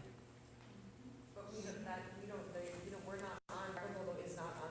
Well, they went up that way with the city. That's what they just told me. That's $3.5 million it cost the city. So I'm wondering with this, your proposal, if you can looked at any of that expense? So that is definitely a good question. And in the hunt or pursuit for land, what we are trying to do is get something, obviously, here's the deal. So if you're going to have connectedness with the city, if we have a parcel that is adjacent to or borders the city, annexation is not a very high price tag, $500, and that's what I'm told at City Hall. That's what Mr. Ron Fedek shared with me. So that's not a huge financial impact. But you're right, when it comes to the infrastructure needs, so as we're evaluating property, we're saying how close are we to city sewer and city water? And then also the street networks, because we're going to have to obviously get that in. Another consideration when we talk about city streets is if you have, and this is an occupancy deal, if you have, and we know obviously a structure that's going to have greater than 150% occupancy, and this is what again Ron is telling me from the city. So now you need 2 ways in and out. In other words, street networks, ingress, egress, and that's for emergency situations, what have you. So we have that in consideration as well. So some of the parcels that have been proposed or that we're evaluating don't even connect to the city. And the only way to make them connect, and I'll just share a Watford City story, not that I'm a guru on Watford City, but they actually looked for either corridors, easements, rights of way, and the way they were able to develop further out away from the main part of town is that they had access or some corridor, and they could put this, even call it an imaginary line or a 5-foot wide path and say, okay, we'll annex that in because we could show this connectedness. So we have at least, no, we have 2 parcels right now that are close to town, but we would need easements or what, not only easements, we would need to purchase other property just to connect to them to get them to be able to annex into the city and then get the infrastructure to it. But you are right, the cost is way up there. As I looked at Highland, I heard a price tag just for water getting out there, and sewers close by because we know where anyone that's lived here, where the sewage lagoons currently are and where they were once upon a time. But I think to get water out to Highlands was about 1.2 or 1.4 million. It's hugely expensive. So you want to be, first of all, either touching or some way that you can be annexed into the city, and then hopefully you're not even a half mile out or a mile out, because now you're going to add to the construction costs, and it depends on what that parcel looks like, because we really haven't even addressed, or you have some costs in there right now with the earthwork or dirt work, how much you're going to have to level the site, how much dirt you're going to have to move, but then we need to pay that price on extending city streets, city sewers, city water, and with the streets, 2 methods of ingress, egress. How many acres are you looking at for a school? And I'd be honest with you, I'd hate to see the school split up with the kids. Either build a whole damn new one or add it on here. The people that I visited with, if you go out, there's no bus service to these people that live in town. How many people that they're really nervous about that? They have their kids. You know, these are some of the questions that I've asked ourselves many times. I asked this on the front end, said, okay, it is wonderful. I was great when I came here in K-12. I was in my first ministry job in Montana, a really small school, but we had a separate elementary building, separate high school, and it has its challenges. So it was wonderful coming here, K-12 at that time under one roof, now pre-K through 12 under one roof. But you also have to ask yourself that question. We've made things work. Killdeer has made things work over the years. But how big do you get and still stay under one roof? No, we have talked about that, and it's not necessarily that's what we want to do, but you start looking at those types of numbers, and just knowing now that we're making it work with the biggest hit down to the illicit, but there are days it has its challenges to try to, or maybe just ride herd on all those kids and make sure they're not, so sometimes in a sense it's better to have them apart and have them in a setting with their age group. But it does create some challenges, not only for the school district, but for people that would now have kids in 2 buildings. Yeah, Sure, I get that. Hot lunch rooms, 2 hot lunch rooms, maintenance, administration. Yep, and you do a second building, you're doubling many of those things, everything from the heating and cooling, so all of those overhead costs, the personnel be able to do that. But if we add on here, for every amount of square footage space, you're still looking at more maintenance, more heating space, so you're going to have costs here. And we're trying to evaluate what are those costs having 2 plants versus having one with a larger square footage. There's a whole host of things that we're still trying to evaluate on this, but we're trying to get some options to something has happened. If you was to build a whole new school, say grade and high school, how many acres are you looking at? What are you interested in? So, okay. So I got these guys bending my ear on either side here. So 25 to 30. So I'll tell you, for the options that were presented. What we sit on right here is 15 max, about 13 plus acres here. That's inclusive of the football field, the parking lots, the space in the back behind the shop area. So that's what we have here. Now we know that is space confined already. And I know on the front end of this thing that they're telling me 25, 30. I remember Heidi throwing a number when we first said, so what do you plan? I said, I'm thinking, 2025. they're throwing me a number, not to say they're right or wrong, but because they're in this business, they're throwing me, they said 40 acres. And then if you find you don't use some of that, then you have it in case you do need to add on in the future, or if you realize you don't, you can sell that land. I just think if we could take the beautiful football field and move it, put it all on, it'd be wonderful. Because we need room here, we need a school.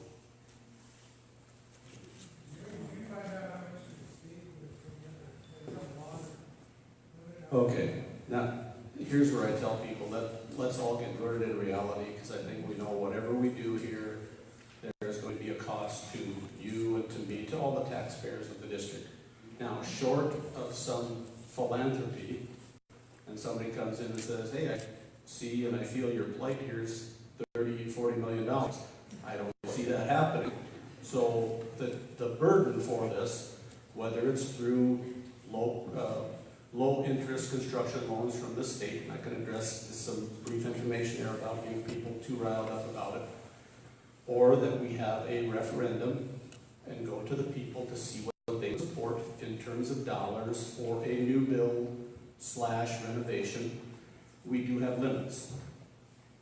And this is not to burst anyone's bubble or to say that these guys aren't doing their job, because it really comes down to what is our threshold. So when Kyle and I, we were going back and forth on this, and he said, I want to check on something because I had it not entirely correct. I think I have it correct now, but he's going to jump on this if I don't. So the level that you can bond for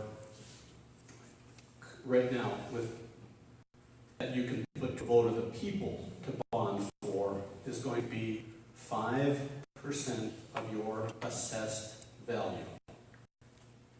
Now Kyle's going like that, so I think I have my head wrapped around this even better.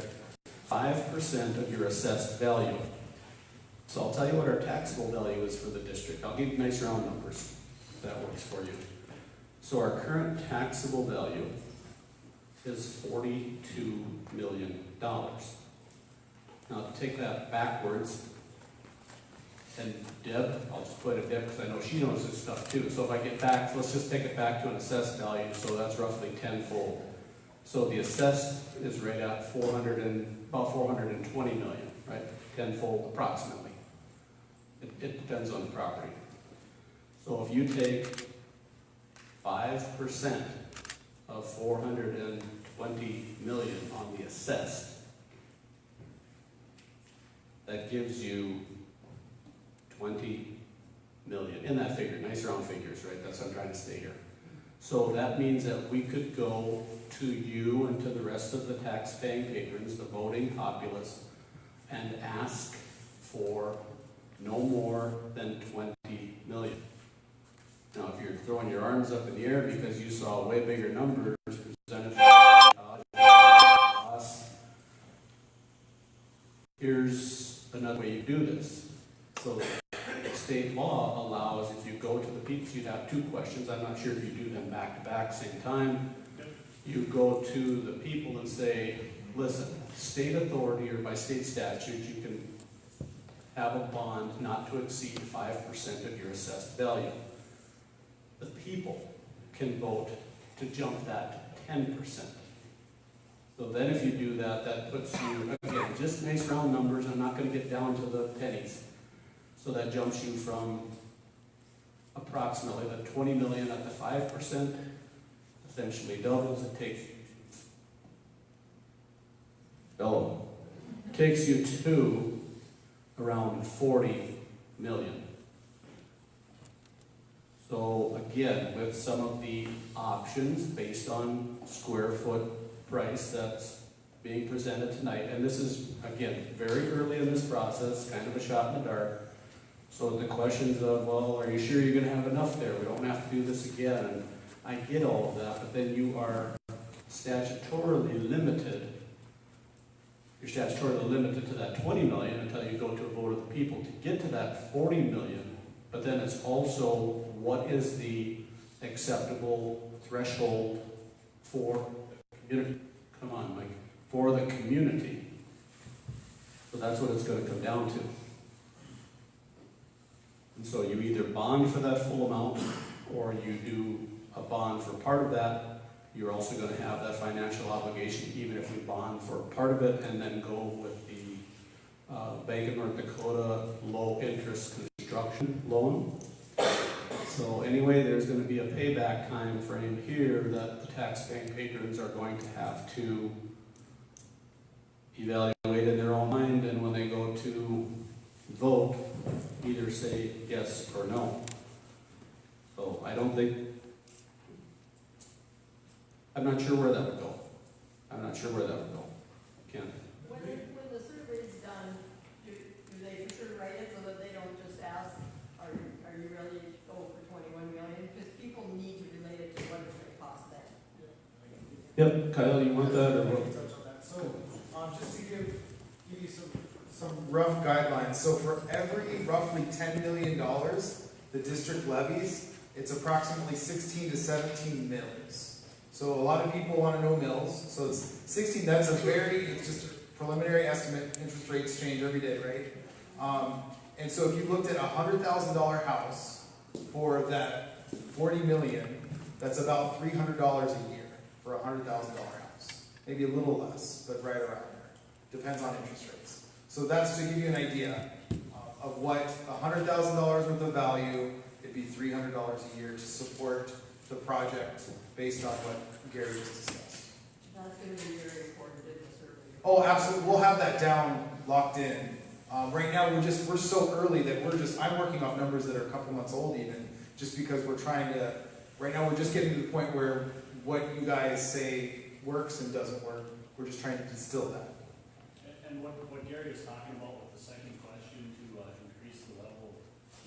to increase the level of indebtedness, that's very common in rural districts, so going from the 5% to the 10%. So for your bond overall, it requires a 60% yes vote plus one. And for the increase in the indebtedness, I believe it's just 50% plus one. So there's a different threshold that needs to be met, but it is very common with school districts when the referendum is out. If you cover 40 million, you have 50 million, you go to the bank No, your threshold is your threshold. So the only thing that improves, if that's an improvement, the only thing that would raise that threshold would be an increase in valuation. Do I see that coming in the future? I believe that answer is yes. Can I predict that? No. But I can share things like pipelines that are not on the tax rolls yet. I can share that the expansion of One Oak will come onto the tax rolls. So in the future, that number does increase, but it's going to be based on your, taxable value, but I'm taking it back to the assessed value. So I said we're 42 million taxable, approximately 420 million assessed, and it's the 5% there, or the 10% if you vote to that level. And so the tax impact that you feel is a snapshot of the taxable valuation at that point. So let's say a bunch of things come online 5 years later, the payment doesn't go up for the bond. What would happen is they still just need X number of dollars as a district, so each person's slice of the pie gets smaller as more things get added on. So that doesn't really change if everything increases, but if new things come on, it will actually reduce. Just, again, that's just the way it works. They don't have unlimited authority to tax, no matter what, even if they keep adding more things up. It works that way for in-district property, but in the future, if there is a dissolution of another school district and subsequent annexation of some of those lands into the district, I don't believe that can be added on, because those patrons never had a chance then to vote on the levy structure. So then, I'm just saying, if any of those lands came into this district, the only things that they would be assessed for would be our two current levies that we have, which are general fund levy and building fund levy. And if you're curious as to that threshold right now, general fund is 46.11 mils, I believe, and the building fund is 10. There other ways, but again, with the vote of the people, the board is limited to, on general fund increases, no more than a 12% increase per year. And on the building fund, we are at 10 mils. That was voted years ago, way before my time. The max that a building fund levy can go to is 20 mils, but that would have to be voted up to that, I should say, could go up to that. So if you're looking for other sources of revenue or a revenue stream there to help pay for this, that's why I said, Don, for the rest of you, you know, short of some philanthropy or somebody coming in and giving you cash to help build the school, right now I would say with a vote of the people and based on our current known assessed value, that our limitation, again tonight, is right in that 40 million. If we go to referendum and if that would pass by the voting public, the taxpaying patrons essentially. So the two plans that we went over tonight, the two options, is that what's going out on the survey as is, or? No, I think we still have quite a bit of work in that regard. Any who would like to? That's a good question, and that's really what we're here, right? So what do we like, what don't we like, and what direction do we need to go in to answer your questions to make sure that we're zeroing in on that? That's where we're at. Certainly, as we mentioned, we haven't had a lot of chance to actually even spend time with the administration on this plan to say, you know, are these in the right spot? Are they the right size? Heidi and I's best attempt at starting to work from that program into the plan, but eventually we'll get to a spot where everyone's comfortable with what they're seeing, the number, and that's what we'll go and survey. What's the timeline for that, and the discussion, and the meeting before we get to survey out what the survey goes on? That's hard to say, because if you all say tonight, this is great, let's move forward with this, it goes into that right away, and if it's, you know, depends how many meetings we need to have to get there. So it is hard to say. Again, if we try and target that bond issue for summertime, we're gonna have to stay at this and continue to meet to talk about what we like, what we don't like, so.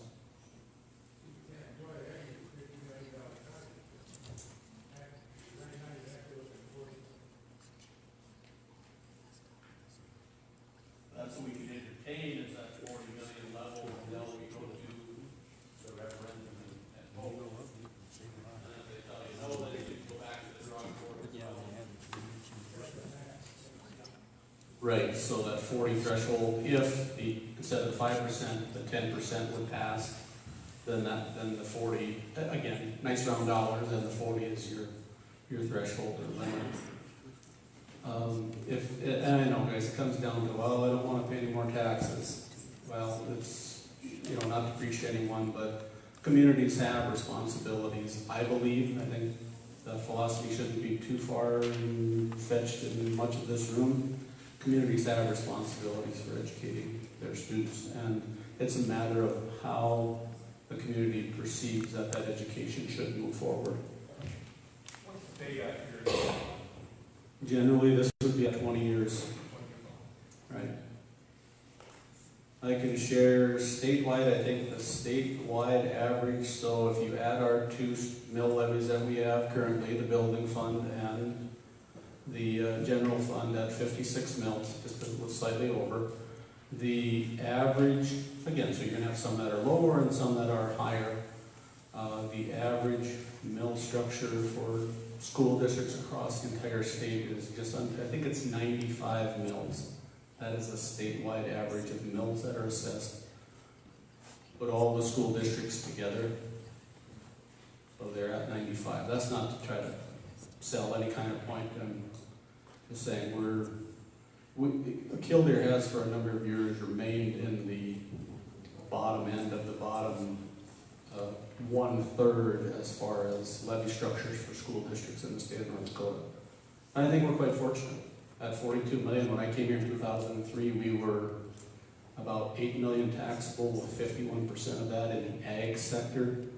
And at 42 million, 53% of that value right now is in pipeline and commercial utilities. So 53% of the tax, we're all taxpayers, it's going to cost, if we go this route, guys, But 53% of it right now is in, call it like it is, oil or the energy sector. When you're asking us to think about whether a new high school or new elementary, can you tell us where you're looking at land, or is that, are you not? Are you not there yet? So we're not there yet. So we had an ad in the paper to give us some proposals, and we wanted that back in the office or to the district by December 27th.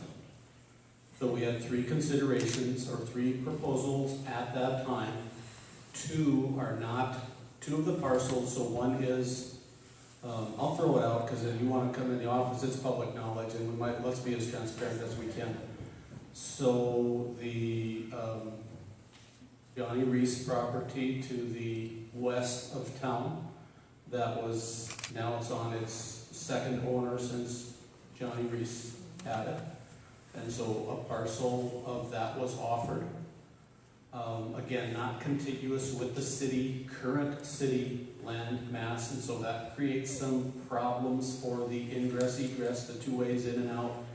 It creates certainly a significant cost on not only the streets, but then the water and sewer infrastructure, and then just being able to get that there. So you're going to have to go through a property owner or 2 if you could actually make that happen. Let's see. So the Highland, if I get that right, the Highland apartment building, and that's Gray and Company, or Gray, okay. So between that apartment complex and Jody and Sarah Doe's property, there are 30 acres there.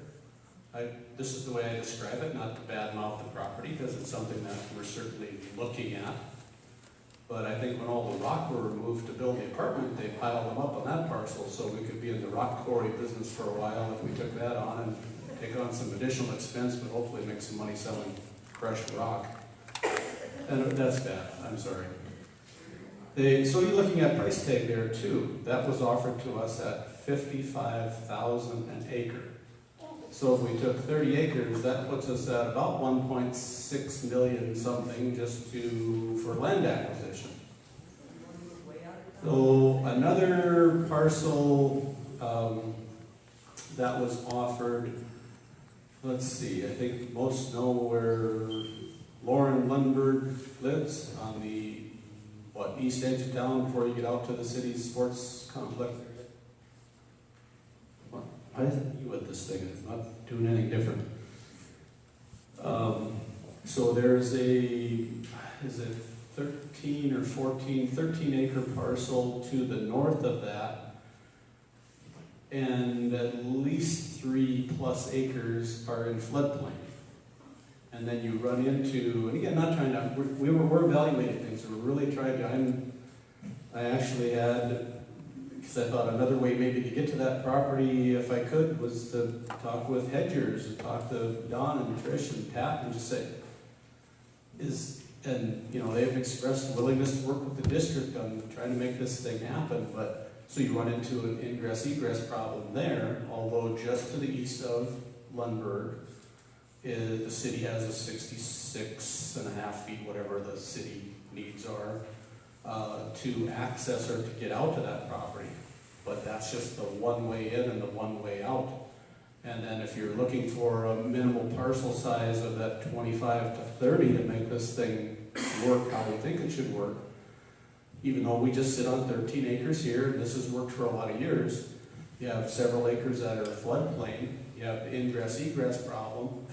You could, I believe, get that annexed into the city, but then in addition to the needed road networks, now you have water and sewer expense that's going to be relatively high.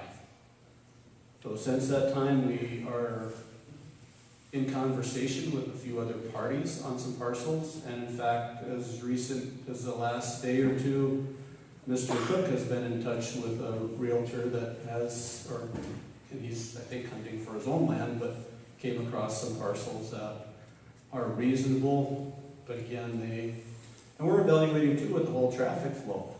If there's some way I can have property on the west side of Highway 22, I would really like to have that. Not that you can't build in some of those other areas. When I look at safety concerns, trafficability, just whatever we need to do, it would be nice just to, if we're going to have a new site and to build, to be on this side of Highway 22. That may not necessarily happen. So we have everything from price considerations to annexable to the city to infrastructure costs. It's fraught with a lot of issues that we are trying to work through, and also keeping the price tag down to fit within our current threshold. And we're not there yet, folks. So we gotta roll up our sleeves and get this thing figured out. We really do. Oh, you need to come talk to us. You've never talked to us.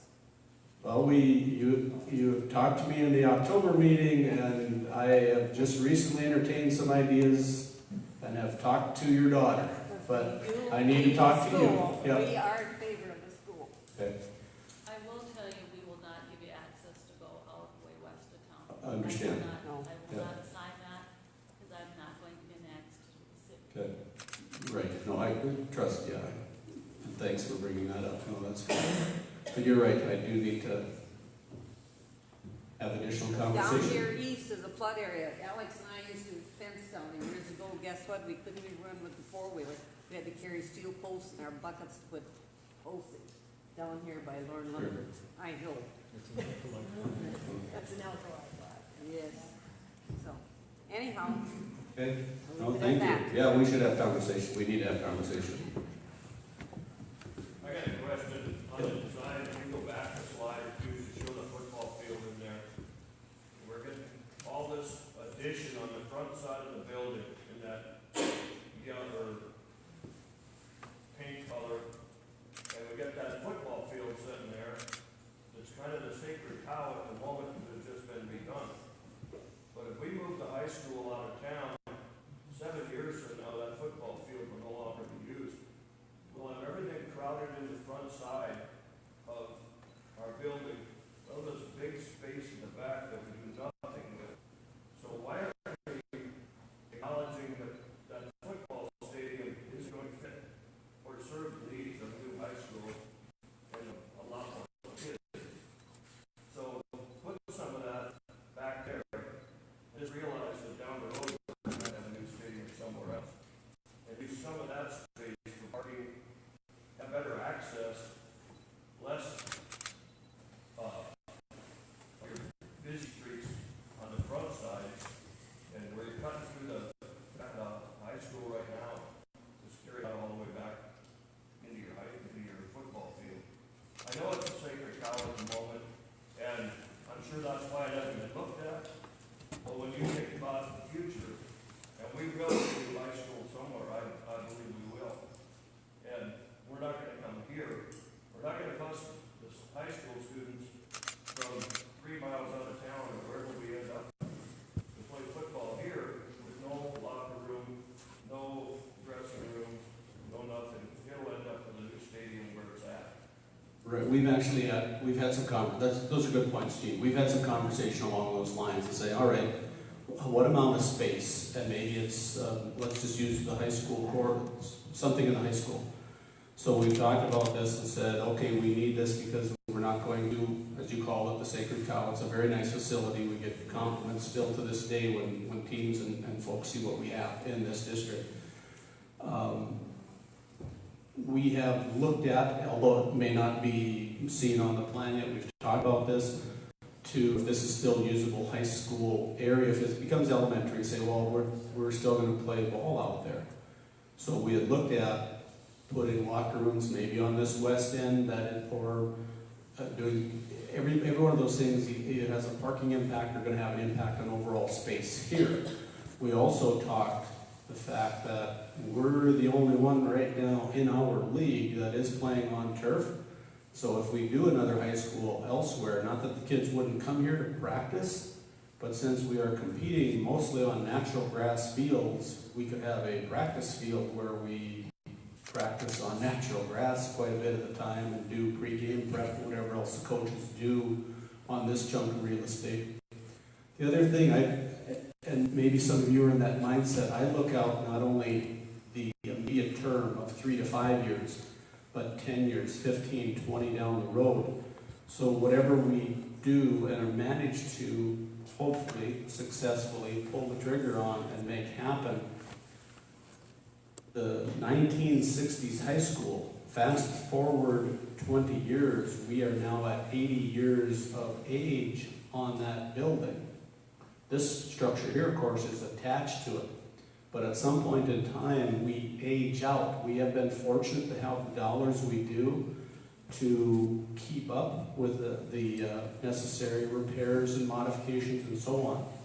I don't care how good a building you have, it's not the Roman Empire. At some point, we are going to age out on some of those structures, even with the best care and maintenance, which I think we have done. I mentioned at a previous meeting, the school district I graduated, high school that I graduated from in Richardson, that's bulldozed and they have started over. Same age time frame as Killdeer High School. So I think we've done well, not to insult Richardson. They had some other issues going on there too.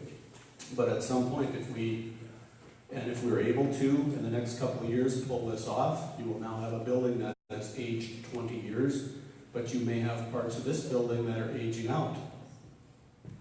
The old gym is probably the hugest exception to what I just discussed. That was built in 1939. If you haven't ever looked at that, call it cornerstone in there. It still says Franklin Delano Roosevelt on it. A couple of years before my time, most of our times in this room.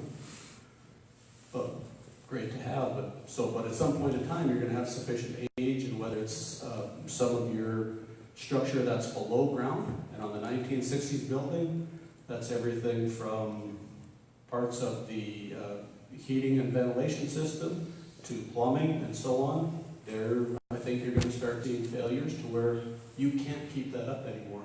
So and I'm probably giving you way more of an answer, kind of a somewhat convoluted answer, not abandoning, but trying to incorporate the needs. If the kids are coming here to play ball, and we're still going to be up against that same issue with where does everybody park at the football game.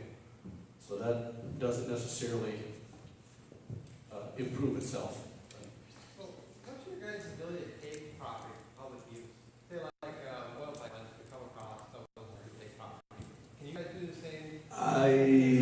So even though we're a political subdivision and have taxing authority, I don't think I've ever seen with school districts in a domain and condemnation proceedings. I don't think that works that way for schools. But you could definitely take, and if you could do that, you could probably find the optimal spot for yourself.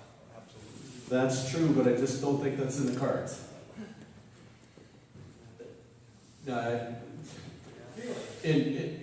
Jokingly in conversation, we said, boy, if we were able to do that, we could do this, this, and that. Oh, yeah. But it just... But you look straight to the west, and not but a block from here, there's open space, big open space. And somebody's not talking to you, or they want a lot more. And what's interesting, like I said, we did advertise in the paper, hey, give us some proposals on land, and we did receive 3 proposals by December 27th. And since that time, other things have come to light, and so we're still engaged in that. And if you go back and reread that initial proposal, it says, hey, whatever you propose today, the bottom line is it's going to take some time. You say it's not the part, but is it possible? I don't think so. The one thing I know about eminent domain is you have to prove evidence that there's not another option, and there will be other options. So it's really, I mean, if you have a pipeline and it's logistics, you have to take that and do that. So, or a bridge across a waterway or something along that line. It would be very difficult and timely, and it would be PR nightmare. Right, yeah, I suppose so. I mean, you get no support past bond issue, but you have the whole community so mad at you. Yeah, because that would be the problem with that. But then there is some defined ground for you year 5, it's not. So can you do it? The answer is yes. Would you do it? All those are So I have a couple questions for you guys. You guys have been patient and listened to us. So this might be gross oversimplification, but let's just say that all things are equal cost-wise. Let's just say everything costs the same, because really we're limited by what we can tax anyway, right? So if building a new elementary is an option for you, or building a new high school is a preferable option for you. I wonder if we could just do like a hands. I'm just curious to think what you guys think. Would you guys be comfortable with that? We can all close our eyes and do it. That way you don't see it. Or something different. Yeah, so let's do build an elementary offsite. New elementary offsite. Okay. I'll put that up just so anyone else. Okay. All right, new high school offsite. Okay, and then something that we didn't show at all. Something. What about building everything here and dozing the turf? No, nobody's saying that. All right, okay, we're okay. All right. So let's just say, okay, we know one option might be better than the other, as far as what makes sense to you guys. Now, what about cost? So I said $300 a year for $100,000 of home value. No, that's for the full thing. That's for. So what do you guys think? Is that crazy?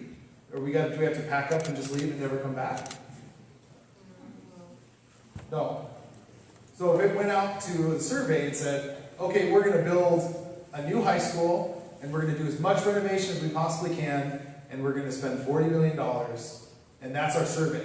Does this make sense to you? And we detail why it needs to be done and what the things we're going to. But is that something where if you got a vote and you had to come in and vote on a ballot, an official ballot, and it said, we're going to spend $40 million, we're going to do some version of this plan, and we're going to renovate every dollar we have left, we're going to put back into the existing building. Is that an option that you guys would support?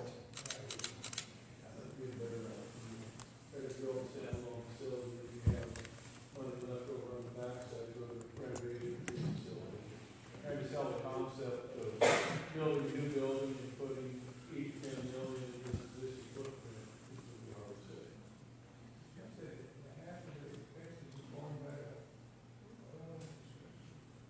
say. $53%. Right. Well, that is. It's just a shift is what's happened over the years. Is that, again, when I first came here, we were around 8 or 9 million taxable, with 51% of that in the ag sector. Deb, you remember 16 years ago? I think that's probably pretty close if memory serves. But over the years, as we've had pipelines and whatever else connected and additional properties, but the last county information I have from Tracy Dalzell would put the pipelines and call it commercial utilities at around 53%. But we're all taxpayers, so I mean the burden is for the rural sector as well as in town, whether it's your residential property or your ag land, and whether that ag land is production type of land or hay land or pasture, whatever. So it's going to impact everybody, but it is. The burden's on everyone, but 53% is on essentially what's happened to us, resulting in probably much of our influx of students is the impact going to the energy sector. But the impact is for all, and I will certainly recognize that. Pipelines don't vote. Right, pipelines don't vote, as Larry says, pipelines don't vote. I mean, that makes it feel good, but it's ultimately when people start looking at dollar value, I mean, it is what it is. And if we can perceive it as being needed, and it is needed, it's always in perception. I mean, we're at this meeting, you guys have seen it firsthand, the challenges. We aren't at these meetings, don't see the facts firsthand, that don't. Okay, but I just think that,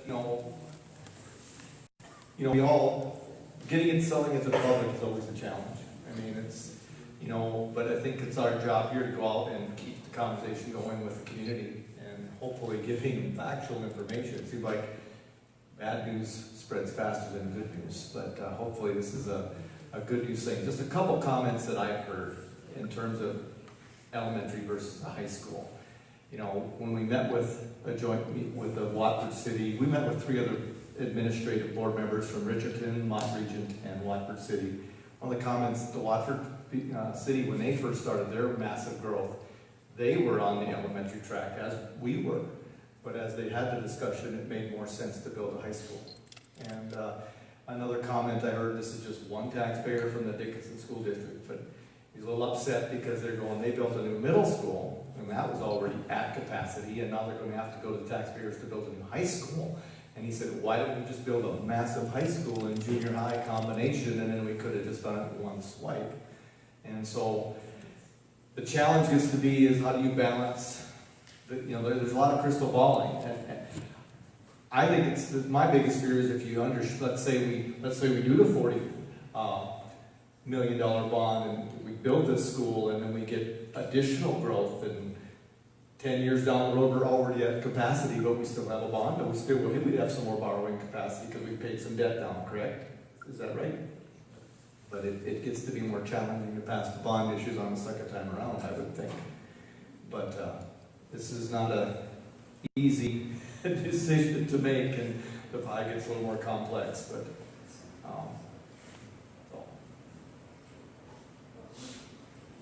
One more quick, I don't remember what the football field cost to build.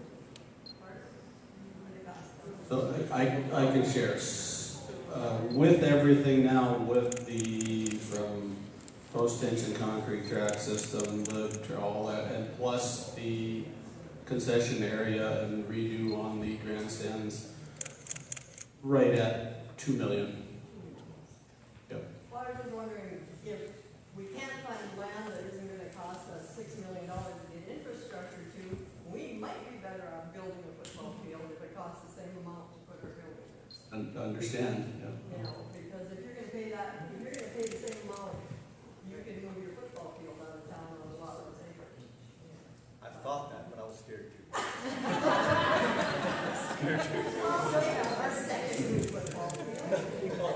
I know.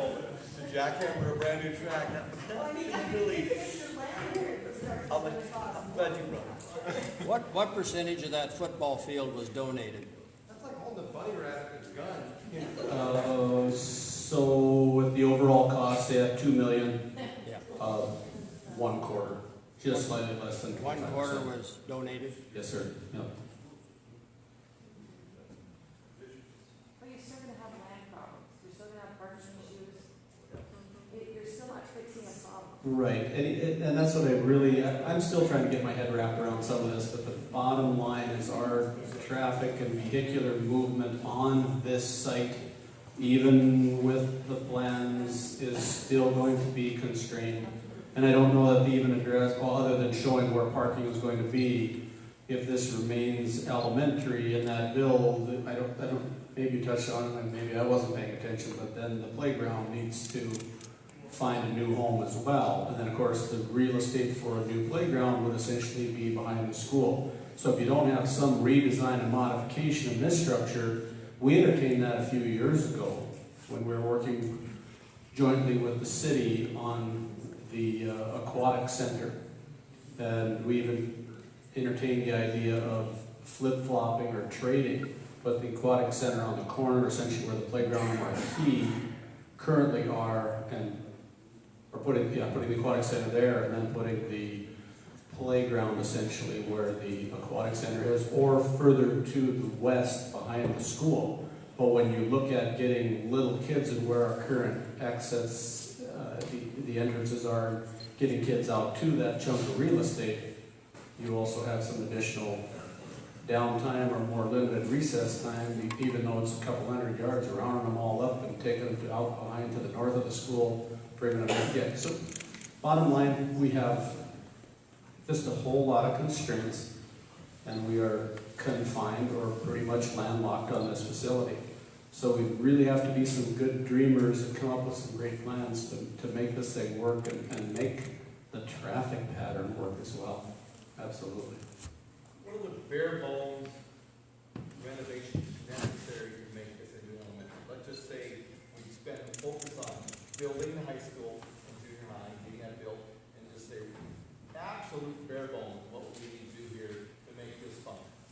I mean, So the question is, what's the absolute bare bones to make this functional? We're obviously functional right now, and maybe that needs to be addressed in terms of overall functionality, I could be mean. If you're talking bare bones, I could say, guess what, Mr. Cook, and then for everybody in the audience as well, guess what, Mr. Cook, you get to inherit the leftovers. Carter and possibly me are going to move into a brand new building and make this work because it was functional while we were here in 2019 and 2020. So that's a silly answer maybe, but it's working here right now. But if we're going to move ahead, then what is moving ahead? Is that these collaborative spaces? Is it better modifying the work areas, classroom areas, kitchen areas, the office, the safety aspect of it, the traffic side of it? I honestly, I don't know that I could put a number on that right now, but we're obviously functional here right now, but stressed. So I can't give a good answer. We've limited on what we can buy. I mean, we're looking, if you can only buy $40 million, that's a fact. That's something so you look around that. Yeah, I didn't say that to the end to bust anybody's bubble here, but that's where we're at statutorily. That's a real number. That is a real number. Associated cost of a new building is close to that, and it costs puts the renovations on this side next to none, and then we have to do a phase one, phase two, phase project. And we have to look at it as a phase project, try to get a new facility built, and then come back and do the renovation. Because the associated cost of a new building is X amount of dollars, and it's close to our bond of revenue. It doesn't mean enough for something this facility to be anything meaningful. No, Scott, that's right. You're right. And that's what we're all facing that right now is what can we do if we go to referendum and if it all passes. Those are the confines right now. As I said several times this evening, short of some level of philanthropy, and somebody comes in and said, I see and feel your plight, here's millions of dollars, what do you build what you want? I don't see that happening, not that it couldn't, but that would be much akin to any one of us singularly winning the lottery.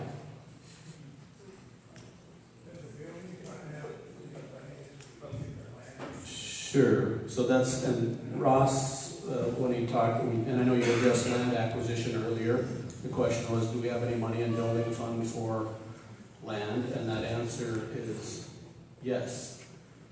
Could we handle that magnitude of 1.6 million? Probably, but I don't care to deplete the building fund that far. So yes, we do have money in the building fund. I'm looking at all kinds of financial options, even though you know our threshold, let's just use that 40 million figure. I'm looking at different ways to help appease, if you will, the taxpayers in all of this. We get to that referendum and people aren't willing to pay that. We're in the predicament, not pointing blame, we're in the predicament we are as a result of oil, but there's plus sides to that predicament and our ability to cash flow right now. And right now, based on some bills going through our legislature, I'm keeping my fingers crossed because there might be a way that we are able to hang on to more of our oil revenue without it being discounted against our foundation aid. And so if we are able to do that, in fact, there's a bill out there right now that says any money that you would receive, or not any money, they would base it on a percentage based on your levies. Right now, 46 in general fund, 10 in building fund, and whatever the S&I or the sinking in interest, that's, if we would go to referendum and vote, that's the new fund created through that referendum process. That's where the tax dollars go in. So you could break that down by a percentage, and I'm hopeful, if that legislation goes through, that we're able to take a percentage of our oil money and not have it discounted at all to do a buy down or pay down on without having to go to the bond or to have to max out on that bond side of it to be able to help pay off debt.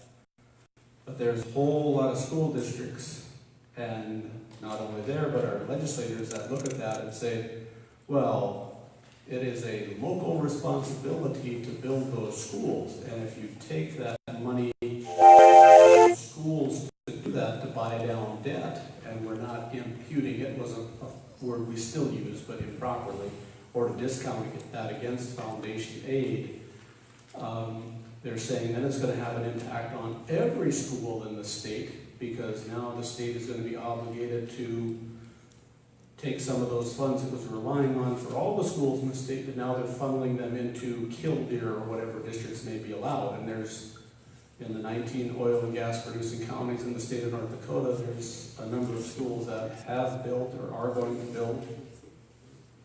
And that would be a significant chunk of change.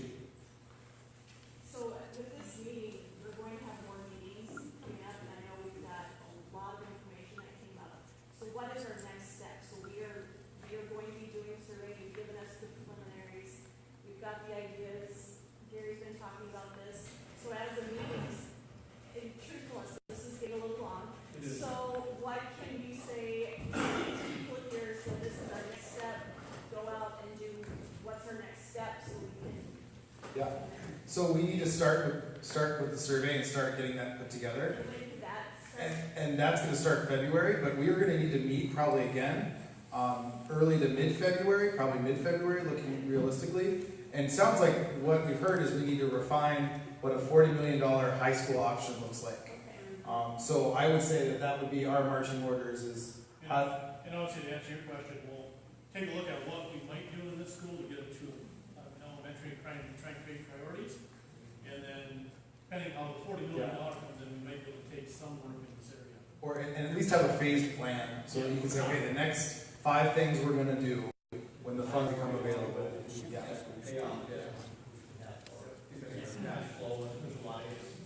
So in February, that's what we're looking at, so everybody knows that in February, we'll be coming back to look at that option. To look at that option and see what that entails. Does that make sense for everybody? I think that was our goal, was to kind of gain direction and make sure temperature-wise it was feeling okay and everyone understood where we were going and why.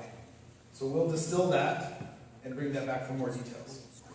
How much of this information that you showed tonight is available to other people?